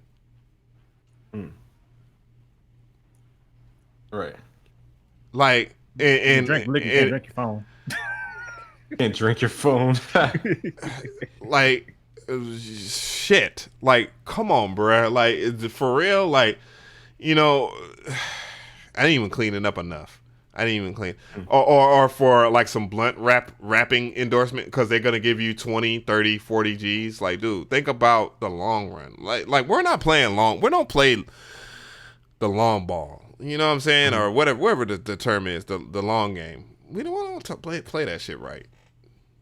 Right. And I think you're right. And I think ultimately comes down to looking at how we all started, right? It's like, we can't get the funding from the banks. They won't loan it to our people or loan it for this risky business, so to speak. So like, It's how do we get that startup money? Sometimes people have to do the weird stuff to get their foot in the game, and then they can make those more proper decisions. Like we started out in that kind of dark internet lane, and then we went to the light side. So we can never really judge the beginning, but after a while, you continuing to make that mistake, it's not a mistake anymore. It's a choice.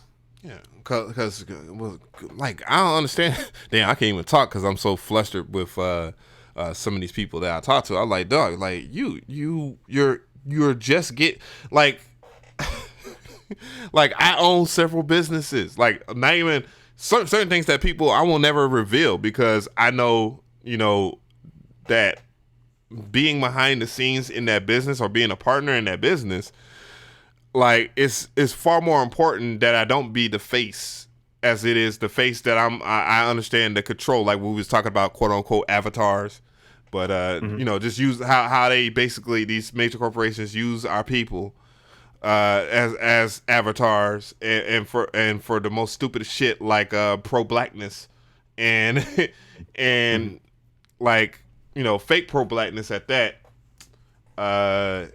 And they profit greatly. And right. It's a basic middle finger to the other side, but they know that this side is the best money in the endorsement of pro-blackness. Like, yo, you feel me? Mm-hmm. And like, but yeah, just like going and trying to do that the opposite. It's like it's hard to convince like the people that hey, how about we actually, since the game has been ran on us, how about we do the game the opposite way? But it's like, damn, dog, like, are you not seeing what is going on? Like, it's hard to wake people up is what I'm trying to say. It's just ridiculous. It's ridiculous. True. And it takes education and it takes a lot of balls. And we just have to remember, here's a rule of thumb, guys, in the chat who's still here. I was sending you pictures on your text. So if you get a text, don't think I'm like trying to like distract you or anything.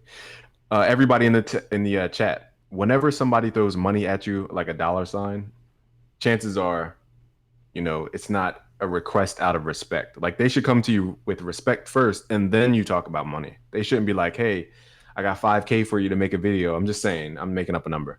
Got 5K for you to make up a video. If that's the first thing you see is the dollar sign, then they don't really have this, you don't really have respect with them like right. You think. Well, we're going to go ahead and wrap this up, man. God damn, 3 hours. Hey, Blockbuster boys, let's go. God damn, Avengers movie themed podcast face ass shit. But anyways, sure. I really do appreciate everybody. Now I forget that BusyWorkBeats has a 7 p.m. thing. I really do apologize, but I really do appreciate you for your time. Same thing with Mr.Different and everybody that's came through. You know what I'm saying? I didn't think we was going to go this far, and I didn't want to. I want to sound as unintelligent as possible. I really do. But sometimes people know how to trigger the things that make you want to show people that you're not as dumb as you look. But anyways, and if people think I am, still fine, cool, because it doesn't matter. I'm making moves. Appreciate you guys. Trap Tendo podcast. Trap Tendo. We out.